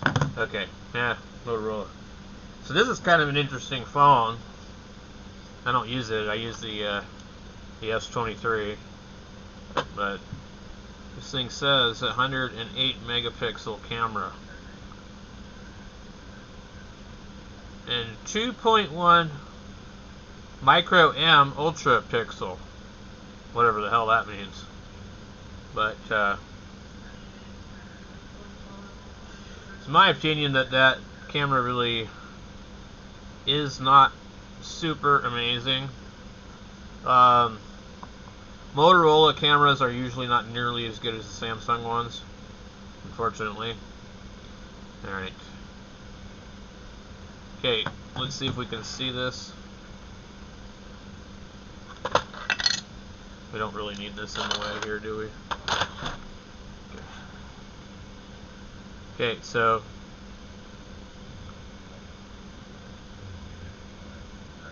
Meshtastic. This is going to be upside down.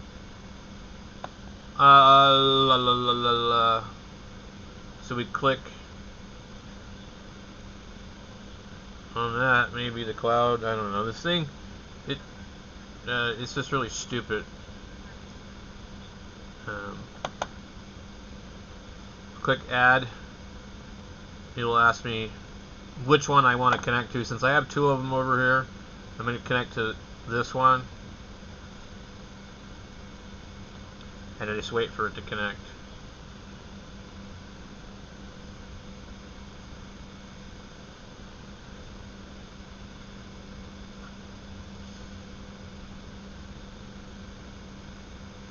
It says 22 nodes.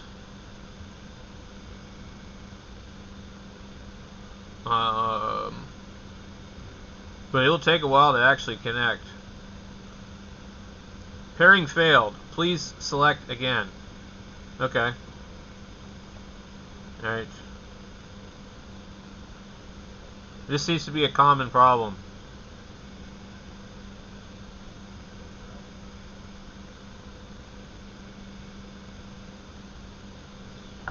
Okay.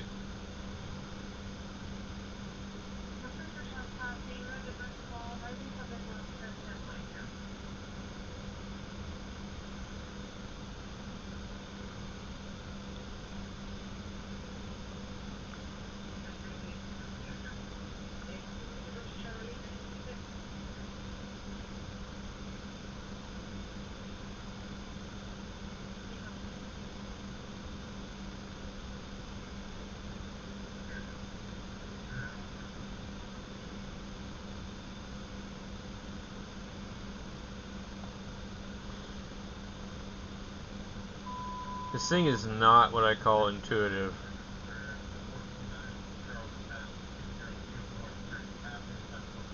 Okay, that little gear over there comes over to this. And I need to come back over here. Select a Bluetooth device.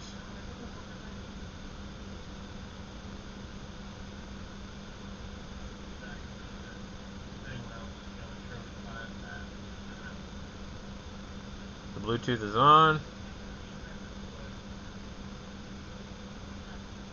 Still says not connected. So I think it's trying to connect to the other one. It's giving me a pairing number. Oh. Okay.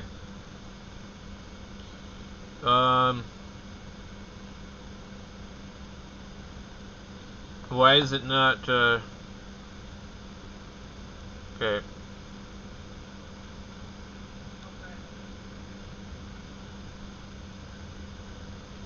Okay. So it gives me the pairing number again, but it's not giving me the prompt to enter it.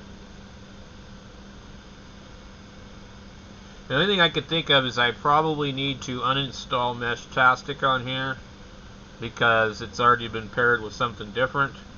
That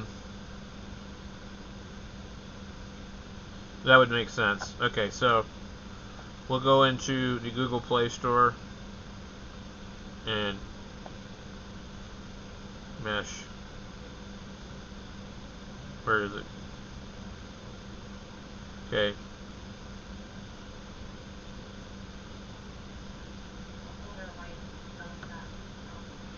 I don't want to open it. I want to close it.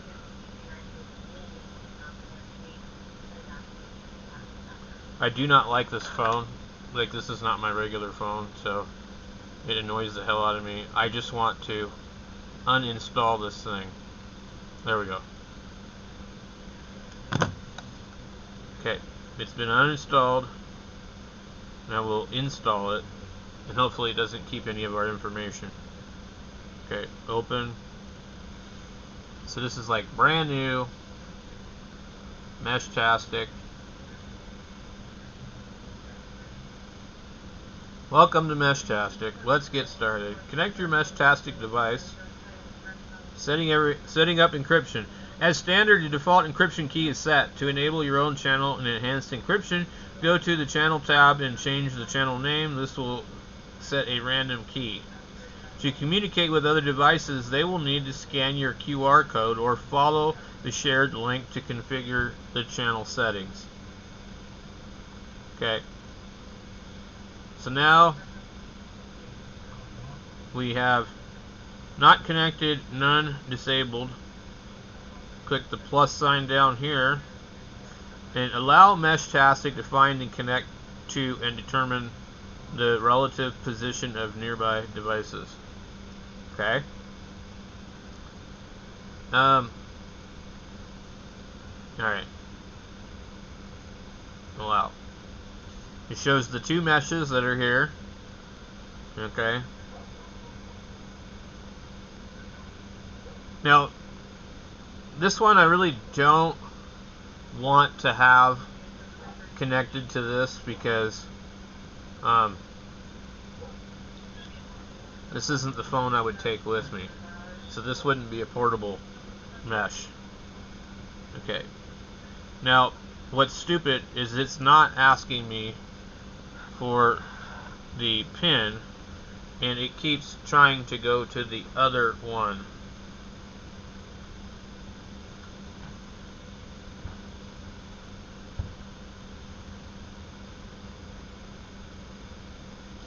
It's really annoying. Okay, so what I probably forgot to do is reboot this thing. Okay. Undo it. Well, let's go ahead and just unplug this damn thing from the computer. I don't want to be tethered to the computer. Here's a power bank. We can plug into that.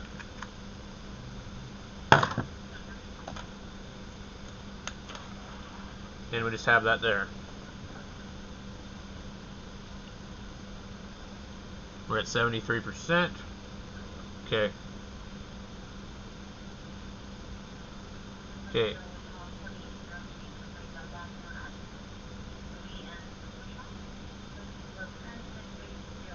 Okay, it's giving me Bluetooth code. It's again not asking for it. Which means, nope, not gonna work.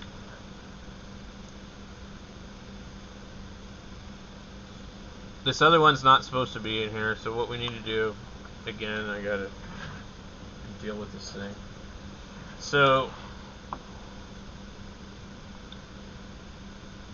I gotta go into the damn Play Store. Uninstall. Yes. Okay. And restart the device. This is stupid. Why do I need to do this? Don't know. Okay. Let's go ahead and unplug this thing for a minute. Let it sit there.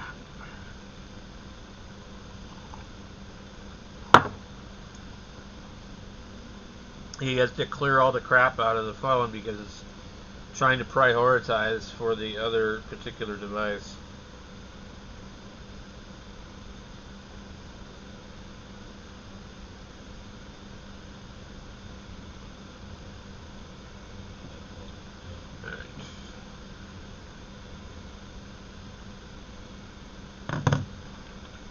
Okay. There we go.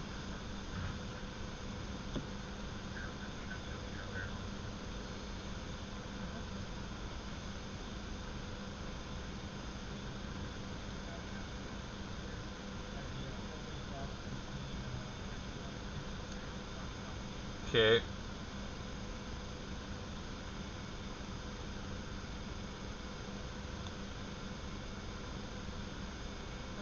You have not paired the device yet. Okay.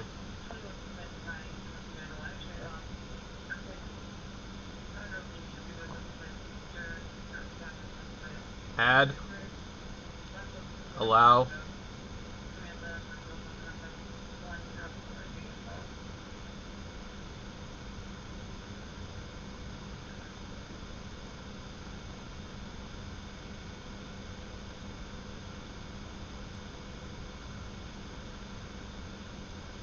I feel like there's something wrong with this one. Like, honestly, it's just like kind of funky. It doesn't really act right.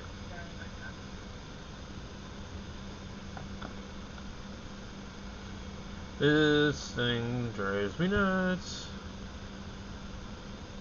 Okay.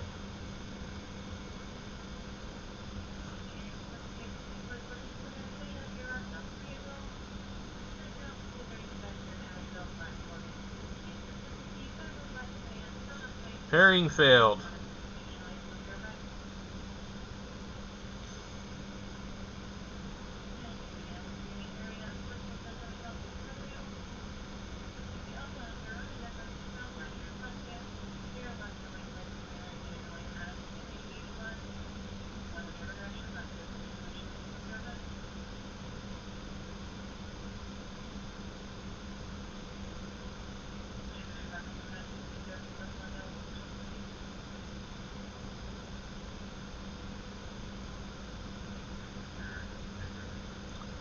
It does not want to do anything.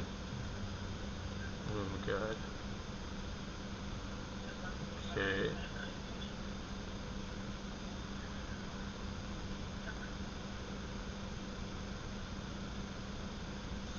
Pairing failed, pairing failed.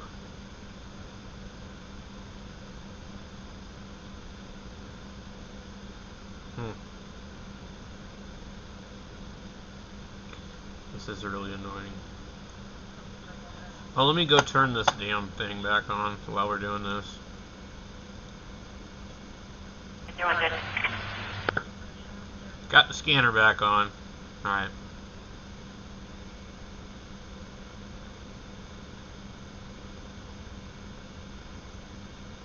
Okay. I'm not sure what's up with this thing. Got it. See if you can call the jail and let them know what's going on. See if they can expedite the booking.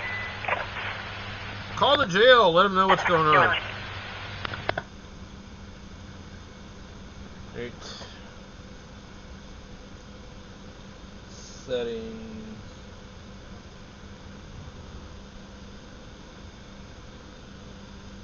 Oh, this damn thing is saved to the other device. We need to connect. We got to go over here and click forget device. There we go. Okay. pair a new device. And I don't remember doing it like this, so I'm going to try to go back into the app and see if it'll do it. Okay. Now it gives me the prompt for the passcode. Okay. 390060.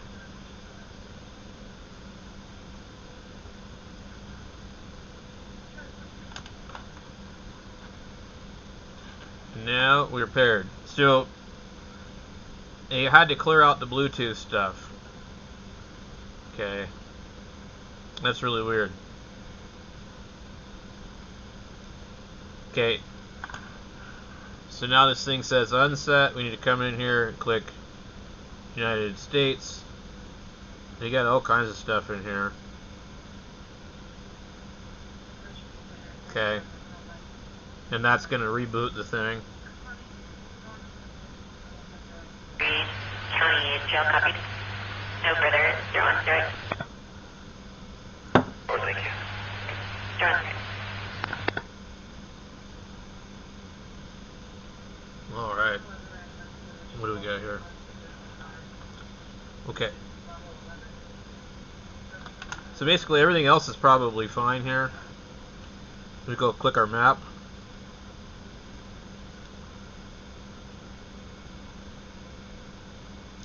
The one thing I noticed about the other apps is that they don't really use the location correctly. Doesn't look like this one works right either. We want to go into the radio configuration, and I really don't know what this MQTT is, but anyway, we have somewhere where we can change our settings.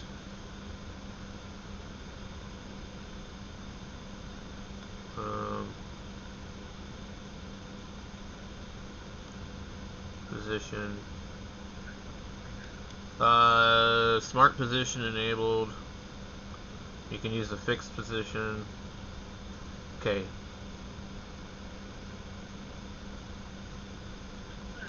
I actually don't see.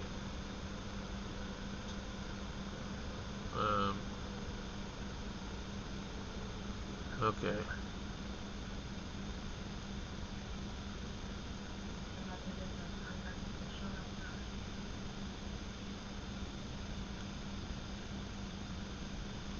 Well,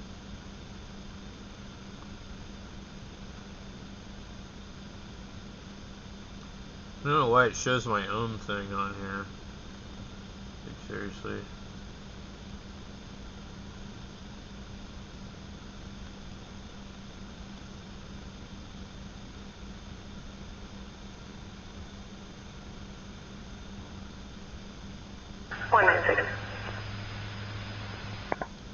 Display, under display units, go imperial from metric. I just emailed over 1017.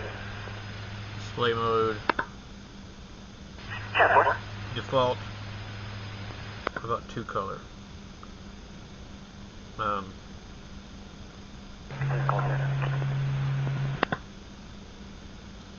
Compass north. RV called saying that she's the manager of the golf course. She's watching a male on the cameras stumbling around the area.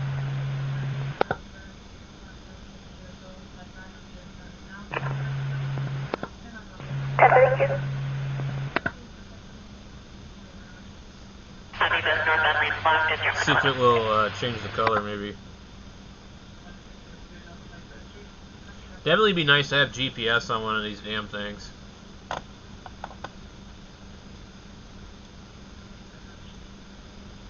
And a Hawaii trip.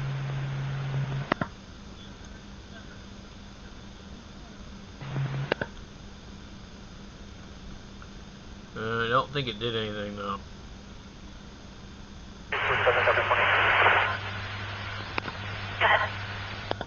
X-ray Ocean Adam 9 Nora Paul We'll go ahead and start remount command at 896. Copy, initiating remount command at 01.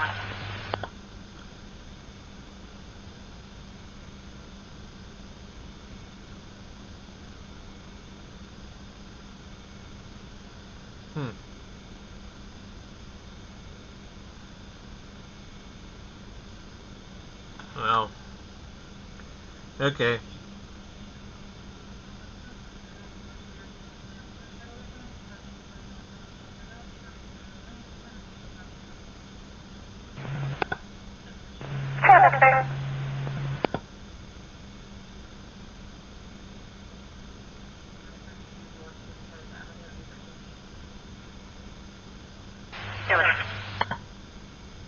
Error. 247 negative 1029 added to the call at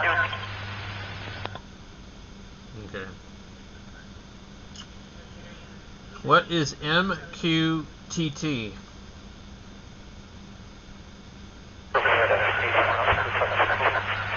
I'm going to enable it. I don't know what it does.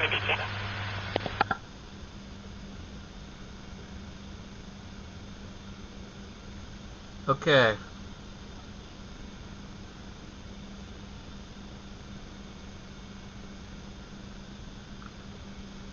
Disconnected. Error. Rebooting. Disconnected. Error. What's really nice is this thing reboots really fast. Command 8 advising unknown ETA, but they do have units in rock. 062. 4-4, this is Greg. Now command MEV 1019 with a 3X. Remount command. Copy. For a piece of bill. It's interesting. 244 copy. 4 all hurry. 10 4. 044. 244, set plan. 244. 4, I'm just leaving Williams. 243. 3 all the reactors in my Tahoe. This booking goes fast, so we'll be up there shortly. 10 4. 244 copy. 4 is crew now, command still on me, 1019. Remount command.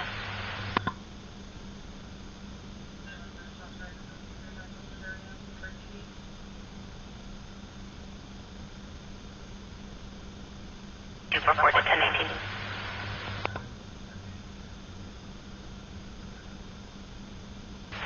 You get that W2.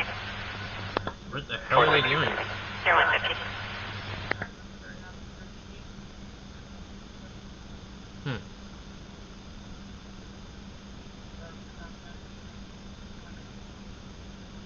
So another thing I need to do, I need to make an antenna for this thing too. We could just take a look at what we got going on here. 250. Working quite well. 215, go ahead.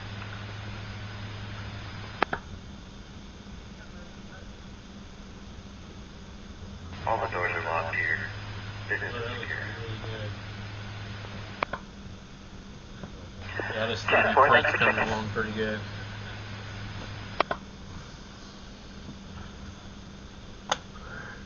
I'm going to go ahead and sign off, guys. Thanks everybody for watching. And I'm going to get some other stuff done.